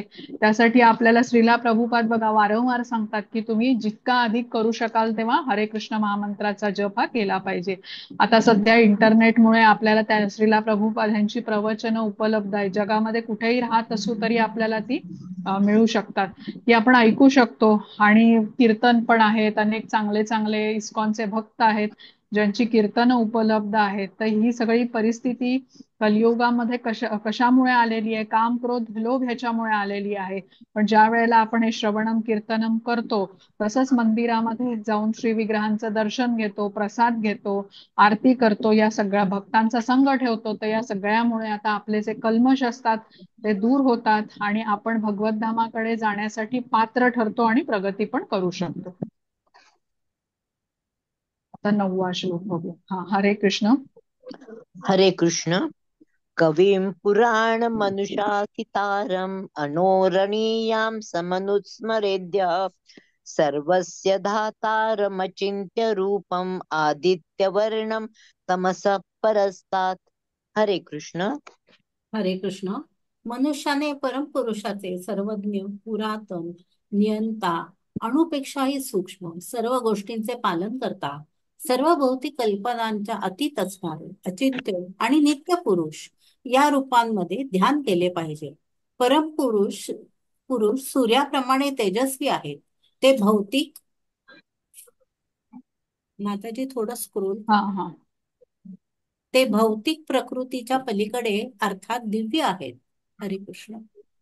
हरे कृष्ण. आता या श्लोकामध्ये भगवंतांनी चिंतन पद्धतीचा उल्लेख केलेला आहे. आपण म्हटलं ना, भगवंतांचं चिंतन आपण किती वेगवेगळ्या प्रकारे करू शकतो, त्यासाठी हा श्लोक आहे. तर हा श्लोक समजून घेतल्यानंतर ध्यान कसं करायचं हे आपल्याला समजू शकतं. या श्लोकामध्ये श्रीकृष्णांनी चिंतन किंवा त्यांचं स्मरण करण्याच्या 8-9 पद्धती सांगितलेल्या आहेत. म्हणजे कुठल्या रूपाचं त्याचं ध्यान करू शकतो हे सांगितलंय. तसंच या श्लोकामध्ये कृष्ण आपल्याला सांगतात की ते निराकार नाहीयेत, त्यांचंही शरीर आहे, पण त्यांचं शरीर कसं आहे, दिव्य स्वरूपाचं आहे, ज्याचा नाश होत नाही. तर श्रीला प्रभुपाद आपल्याला सांगतात की निराकारावरती किंवा शून्यावरती ध्यान आपण करू शकत नाही, कारण असं ध्यान करणं हे खूप कठीण असतं. साकार रूपाचं चिंतन करण्याची जी पद्धत आहे ना, ती सोपी आहे, सुलभ आहे आणि असं चिंतन करता करता आपलं ध्यान पण लागू शकतं.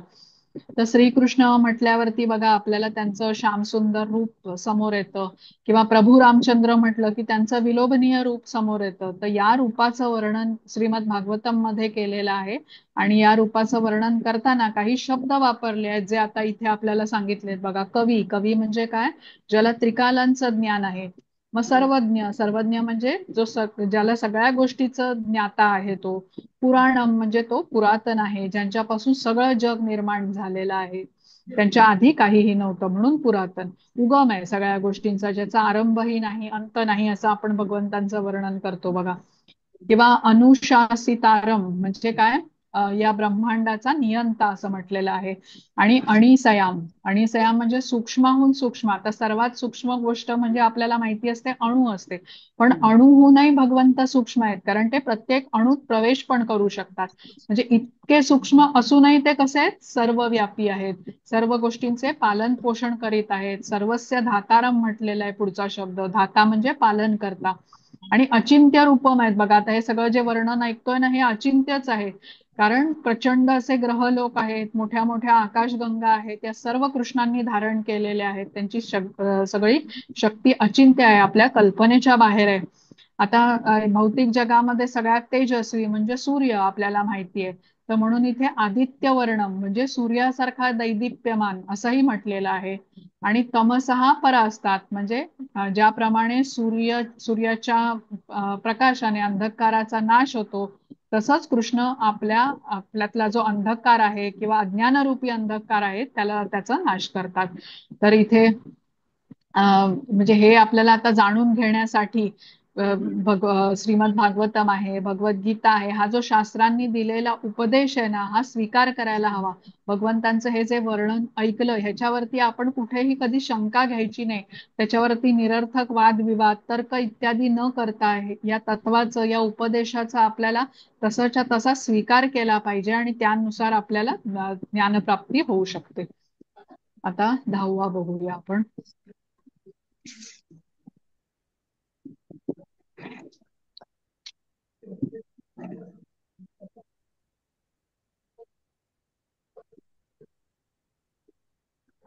हा, हरे हरे कृष्ण. हरे कृष्ण. माताजी प्रिय- माताजी माताजी हा आधीच्या 8.7 मध्ये म्हटलं होतं त्यांनी कृष्णाचं रूप, कृष्ण रूपाचं ध्यान कर. तर ते हा स्पेसिफिकली असं का म्हटलेलं आहे? हा, साकार रूपाचं ध्यान करायचं. म्हणजे कुठेतरी शून्य किंवा प्रकाश वगैरे नाही नाही, 8.7 ऊर्जा. मध्ये आधी आधी मी आधीच विचारणार होते पण ते राहिलं हा, माझं. 8.7 मध्ये ना, हा, तस्मात त्यांनी सर्वेषु कृष्ण रूप कालेषु. म्हटलंय मुद्दा म्हणून. हा, कृष्ण असं. रूपाचे म्हणजे माझ्या साकार रूपाचे. अच्छा. कृष्ण ओके. ह्याच रूपाचे, इतर ओके. कुठलीही देवदेवता वगैरे हा असं हा नाही, कृष्णांचं साकार रूप हा हा हा. हे त्याचं महत्व आहे. ओके ओके, ठीक. हा, धन्यवाद. हरे कृष्ण. निराकारावरचं नाही, म्हणजे हा. कृष्ण आणि हम्म. तेही साकार असं, म्हणजे अन्य म्हणजे देवदेवता पण चतुर्भुजाचं नाही. रूप ना, चतुर्भुज हा रूपच. हा, चतुर्भुज रूप किंवा कृष्णांचं रूप, पण द्विभुज रूपाचंच आपल्याला सांगितलेलं आहे. म्हणजे त्रिभुज श्रीला रूप. प्रभुपादांनी जे तात्पर्यामध्ये दिलेलं आहे ना, ते हम्म. आपल्याला द्विभुज रूप, जे माणसासारखं रूप आहे, श्यामसुंदर हम्म. रूप ज्याला म्हणतो, हम्म. त्यावरच बरं. करायचंय. परमात्मा रूप हे चतुर्भुज रूप आहे ना, त्याच्यावरती हा. योगी करतो बघा ध्यान, जो ध्यान योगी बरं. आहे. पण हा भक्ती योग आहे. भक्ती योगामध्ये जे मनुष्यासारखं श्यामसुंदर रूप आहे त्याच्यावरती ध्यान करायला सांगितलेलं आहे, म्हणून बरं. कृष्णासारखं रूप असं. हम्म. ओके. हा, आता 10वा. हा, हरे कृष्ण माताजी. हरे कृष्ण.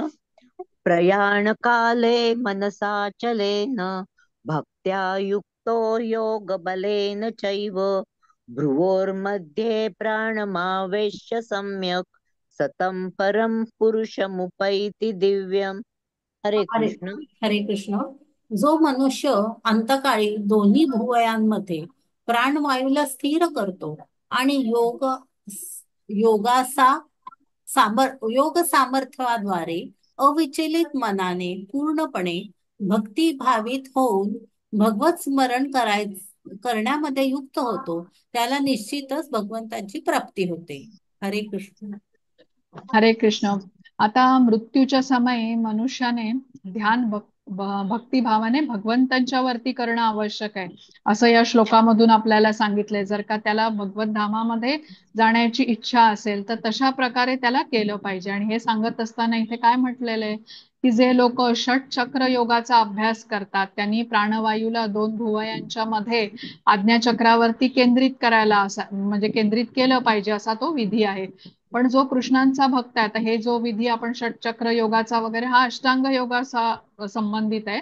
पण आता इथे आपण भक्ती योग शिकतोय त्यामुळे कृष्णांचा जो भक्त आहे त्याला अशा प्रकारचा योगाभ्यास न करता सदैव कृष्ण भावनेमध्ये जर का तो युक्त राहिला तर कृष्णांच्या कृपेने अंतसमयी त्याला कृष्णांचं स्मरण होऊ शकतं आणि परमधामाची प्राप्ती होऊ शकते. जो अष्टांग योगाचा अभ्यास आहे, जो हा आता ते षटचक्र योगाचा अभ्यास वगैरेचं जे वर्णन आहे ना, हे अत्यंत कठीण आहे, क्लिष्ट असं आहे. भक्ती योग हा आपण म्हणतो ना सहज सुलभ आहे आचरण करायला, कोणीही याचं आचरण करू शकतो. तर त्यासाठी भक्तियोगी काय करत असतो, जीवनभर फक्त कृष्ण भावनेमध्ये जोडलेला राहतो. येन केन प्रकारे कृष्णांचं स्मरण सतत तो करत राहतो आणि अशा प्रकारे अंतिम समय कृष्णांचं स्मरण होऊन त्याला भगवद्धामाची प्राप्ती होऊ शकते. तर इथे या श्लोकामध्ये भक्त्यायुक्त योग बलेन असे शब्द वापरलेले आहेत. म्हणजे याचा अर्थ काय, षटचक्र योग किंवा भक्ती योग अशा योगाभ्यासाच्या विना मनुष्याला दिव्य स्थितीची प्राप्ती होऊ शकत नाही. हेच महत्व इथे सांगितलेलं आहे की कोणालाही अचानक मृत्यूच्या समयी भगवंतांचं स्मरण असं होऊ शकत नाही. त्यासाठी जीवनभर कुठल्या तरी योग पद्धतीमध्ये त्याने जोडून घेणं आवश्यक आहे. म्हणून योगयुक्तेन असा शब्द आलेला आहे. मृत्यूसमयी मनुष्याचं मन हे अत्यंत विचलित असल्या कारणाने दिव्य स्तराची प्राप्ती करण्यासाठी मनुष्याने आयुष्यभर तसा योगाचा सराव करायला हवा आणि मग भगवंत शेवटी काळजी घेणारच आहेत. तर विशेष करून भक्ती योगाचा सराव हा करायला आपल्याला अत्यंत सोपा आहे, कारण आपण कलियुगामध्ये आहोत हेही आपल्याला समजतं. आता 11वा बघूया आणि 11वा करून आपण थांबूया. हा, हरे कृष्ण. हरे कृष्ण. यदक्षरं वेदविदो वदन्ति विशन्ति यद्यतयो वीतरागाः यदिच्छन्तो ब्रह्मचर्यं चरन्ति तत्ते पदं संग्रहेण प्रवक्ष्ये. हरे कृष्ण. हरे कृष्ण. जे ओंकाराचे उच्चारण करतात आणि जे संन्यासाश्रमी महर्षी आहेत ते ब्रह्मामध्ये प्रवेश करतात. अशी सिद्धीची इच्छा करणारे ब्रह्मचर्य व्रताचे आचरण करतात. ज्या योगे मनुष्य मुक्त होईल त्या विधीचे संक्षिप्त वर्णन आता मी तुला सांगतो. हरे कृष्ण. हरे कृष्ण. आता आधीच्या श्लोकामध्ये षटचक्र योगाचा उल्लेख आलेला आहे आणि अर्जुनाला या षटचक्र योगाबद्दल काही माहिती नाही हे समजून आता इथेच कृष्णांनी अजून सविस्तरपणे या श्लोकामध्ये सांगितलंय. आता या श्लोकामध्ये योग मिश्र भक्तीबद्दल सांगितलंय. मिश्र भक्ती म्हणजे काय हे आता आपण समजून घेऊया. आता एखादा भक्त कर्म करतो आणि त्याचबरोबर तो भक्ती पण करतोय, पण भक्तीचं प्रमाण कमी आहे. म्हणजे अशा प्रकारे कर्म आणि भक्ती दोन्ही तो करत असल्याने त्याला कर्म मिश्र भक्ती म्हणतात. आता अशा व्यक्तीला मृत्यूच्या नंतर उच्च लोकामध्ये प्रवेश मिळतो आणि तिथे त्याने कृष्ण भक्ती जर का सुरूच ठेवली तर त्याचं अधिक शुद्धीकरण होतं आणि असा शुद्ध भक्त मग आता भौतिक जगामध्ये त्याला परत यावं लागत नाही. उच्च लोकातून तो ऊर्ध्व प्रगती वैकुंठ लोकाकडे करू शकतो. पण म्हणजे उच्च ग्रहाची प्राप्ती करून त्याने जर का तिथे भक्ती केली नाही तर मात्र त्याचं पतन होऊन परत तो भूतलावरती येतो. ही झाली कर्म मिश्र भक्ती. आता ज्ञानमिश्र भक्ती. ज्ञानमिश्र भक्ती म्हणजे काय, आता एखादा भक्त ज्ञान घेतो आणि भक्तीही करतो. मग अशा प्रकारची भक्ती केल्याने कृष्णांच्या ब्रह्मण स्वरूपाचं किंवा ब्रह्मळ ज्योतीपर्यंत तो पोचू शकतो. त्यानंतर योग मिश्र भक्ती. योग मिश्र भक्ती जो अष्टांग योगी करतो तो अष्टांग योगाचाही अभ्यास करतो त्याचबरोबर भक्ती करतो. आता ही योग मिश्र भक्तीच्या द्वारे योगी कृष्णांचं सत आणि चित या स्वरूपाला तो जाणू शकतो, पण जे आनंद स्वरूप आहे त्याला मात्र तो जाणू शकत नाही. आता ही कर्म मिश्र भक्ती, ज्ञान मिश्र भक्ती किंवा जी योग मिश्र भक्ती आपण समजून घेतली, इथे म्हणजे काहीतरी इच्छा असते त्याची या भक्तीमध्ये. कारण तो शुद्ध भक्त अजून झालेला नाहीये. जसं आता कर्ममिश्र भक्ती कोणी करत असेल तर त्याला उच्च ग्रहांवर जाण्याची इच्छा असते, इंद्रिय भोग तिथे जाऊन करण्याची इच्छा असते.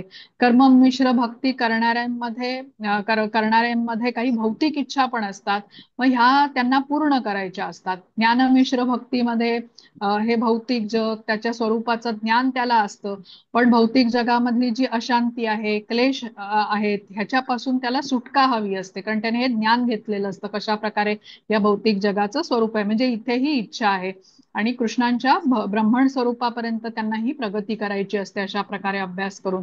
योग मिश्र भक्ती आपण म्हटलं योगी करतो, त्यालाही अनेक सिद्धी प्राप्त करण्याची इच्छा असते, अष्टसिद्धी वगैरे असतात ना, त्या प्राप्त करण्याची त्याची इच्छा असते. पण आता इथे जो कृष्णांचा भक्त असतो त्याला स्वर्ग किंवा इतर उच्च लोकांची प्राप्ती करून घेण्याची इच्छा नसते, त्याला ब्रह्मण स्वरूपापर्यंत पोचायचं नसतं ना, त्याला कुठल्या अष्टसिद्धी हव्या असतात. असा जो असतो ना त्याला भक्तियोगी म्हटला जातो, जो सदैव कृष्णांच्या सेवेमध्ये राहण्याचीच त्याची इच्छा असते.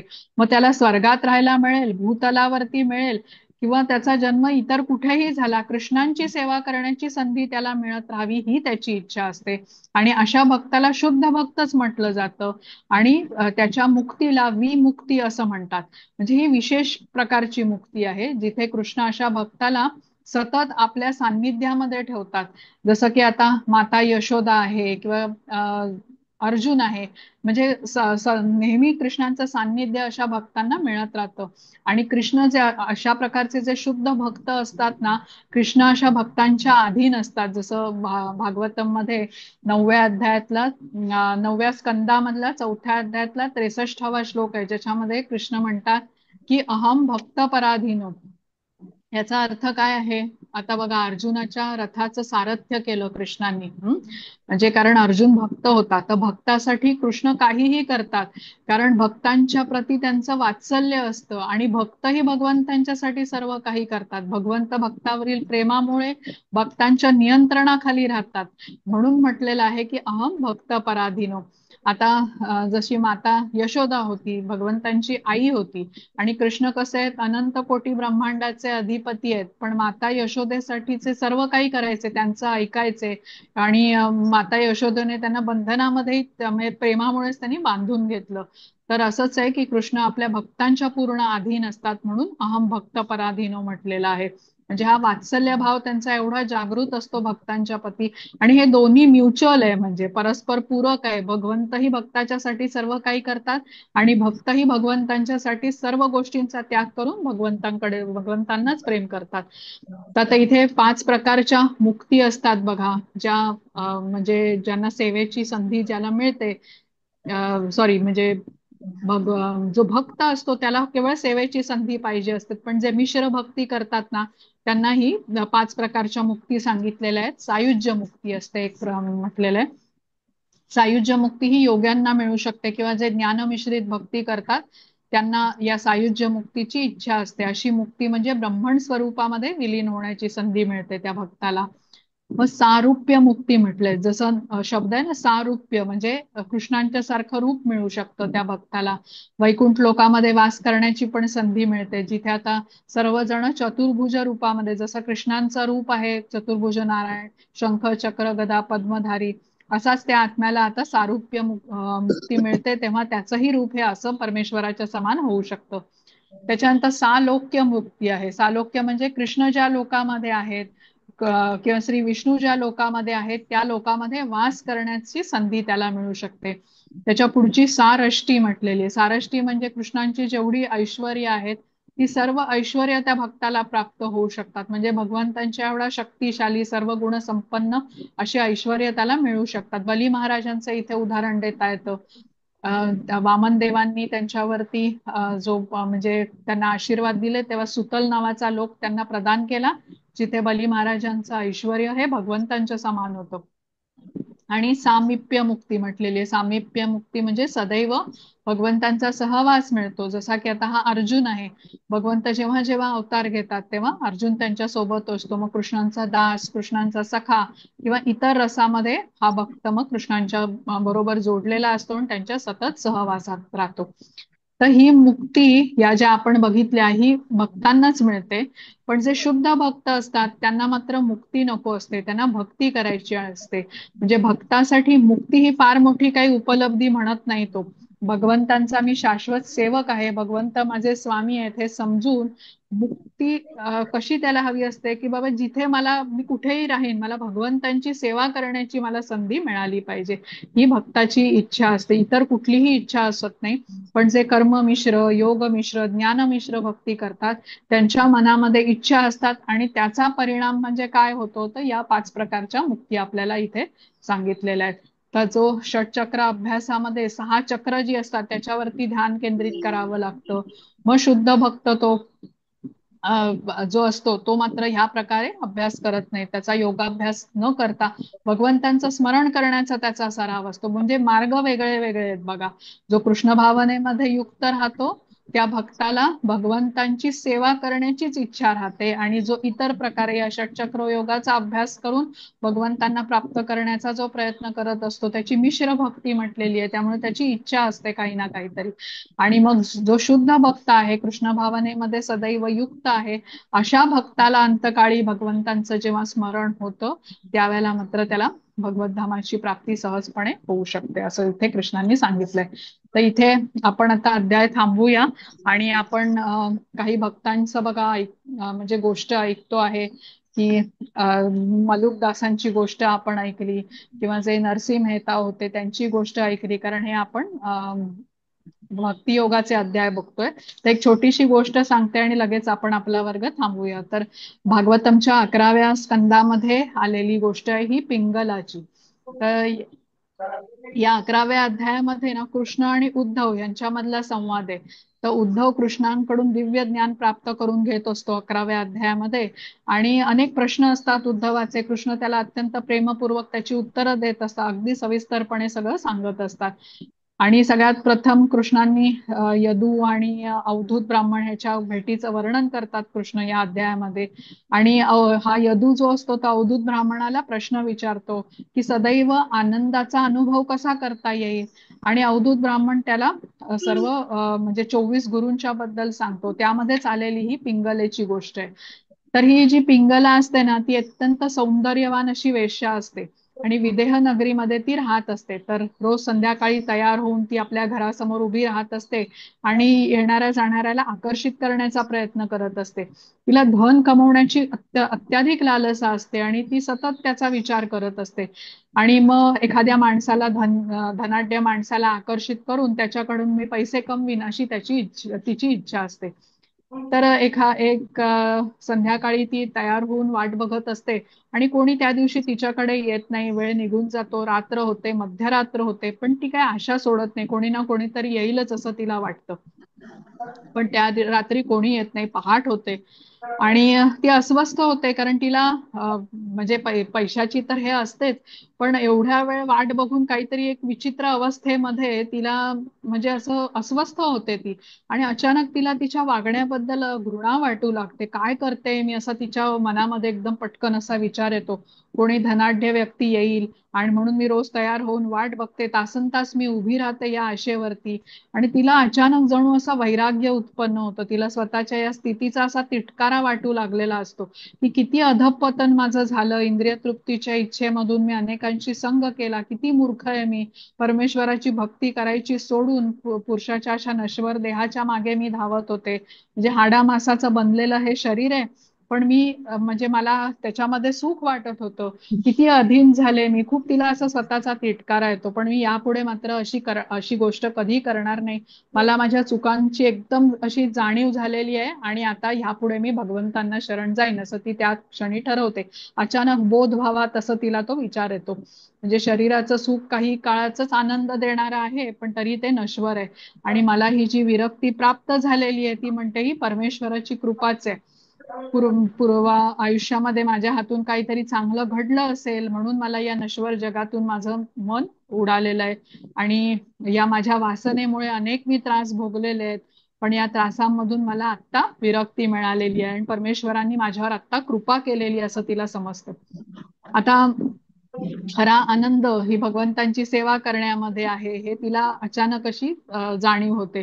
आणि स्वतःच्या इंद्रिय सुखासाठी केलेली कर्म ही अंधकाराच्या खोल खड्ड्यामध्ये नेतात आणि तिथून भगवंतांचं विस्मरण होतं असं तिला हे जाणीव होते. तर तेव्हापासून दृढ निश्चयाने ही पिंगला आता पूर्वी केलेल्या चुका परत कधीच करायच्या नाही असं ठरवते आणि मग भगवंतांच्या सेवेमध्ये आपलं आयुष्य घालवते. आत्मिक शांतीचा अनुभव तिला मिळतो आणि श्रीहरींची सेवा करण्यामध्येच आता माझं आयुष्य राहील असं करून ती म्हणजे त्या प्रकारे पुढचं जीवन जगते. या गोष्टीवरून काय समजून घ्यायचंय की या इंद्रिय तृप्तीच्या ज्या इच्छा असतात ना, हे सर्व कष्टांचं मूळ कारण आहे. भोग करून सुख मिळेल या आशेवरती मनुष्य एकाहून एक असे इंद्रिय तृप्तीमध्ये मार्ग शोधतो आणि दुःखी होतो आणि हे दुःख विसरण्यासाठी परत इंद्रिय तृप्तीचीच वेगळी वेगळी साधनं शोधत राहतो. पण ज्याला हे समजतं की हे भोग करून मला कुठलंही सुख प्राप्त होणार नाहीये, उलट माझं हे भोग पतनच घडवतील, तेव्हा मग असा व्यक्ती आता भगवंतांच्याकडे जेव्हा वळतो, त्यांची सेवा करतो, तेव्हा त्याला अपरिमित सुखही प्राप्त होतं जे शाश्वत असतं आणि जे त्याचं उद्धार करू शकतं. तर इथे आता आपण आजचं थांबूया. मी रेकॉर्डिंग थांबवते आणि काही तुमचे प्रश्न असतील तर मग आपण घेऊया.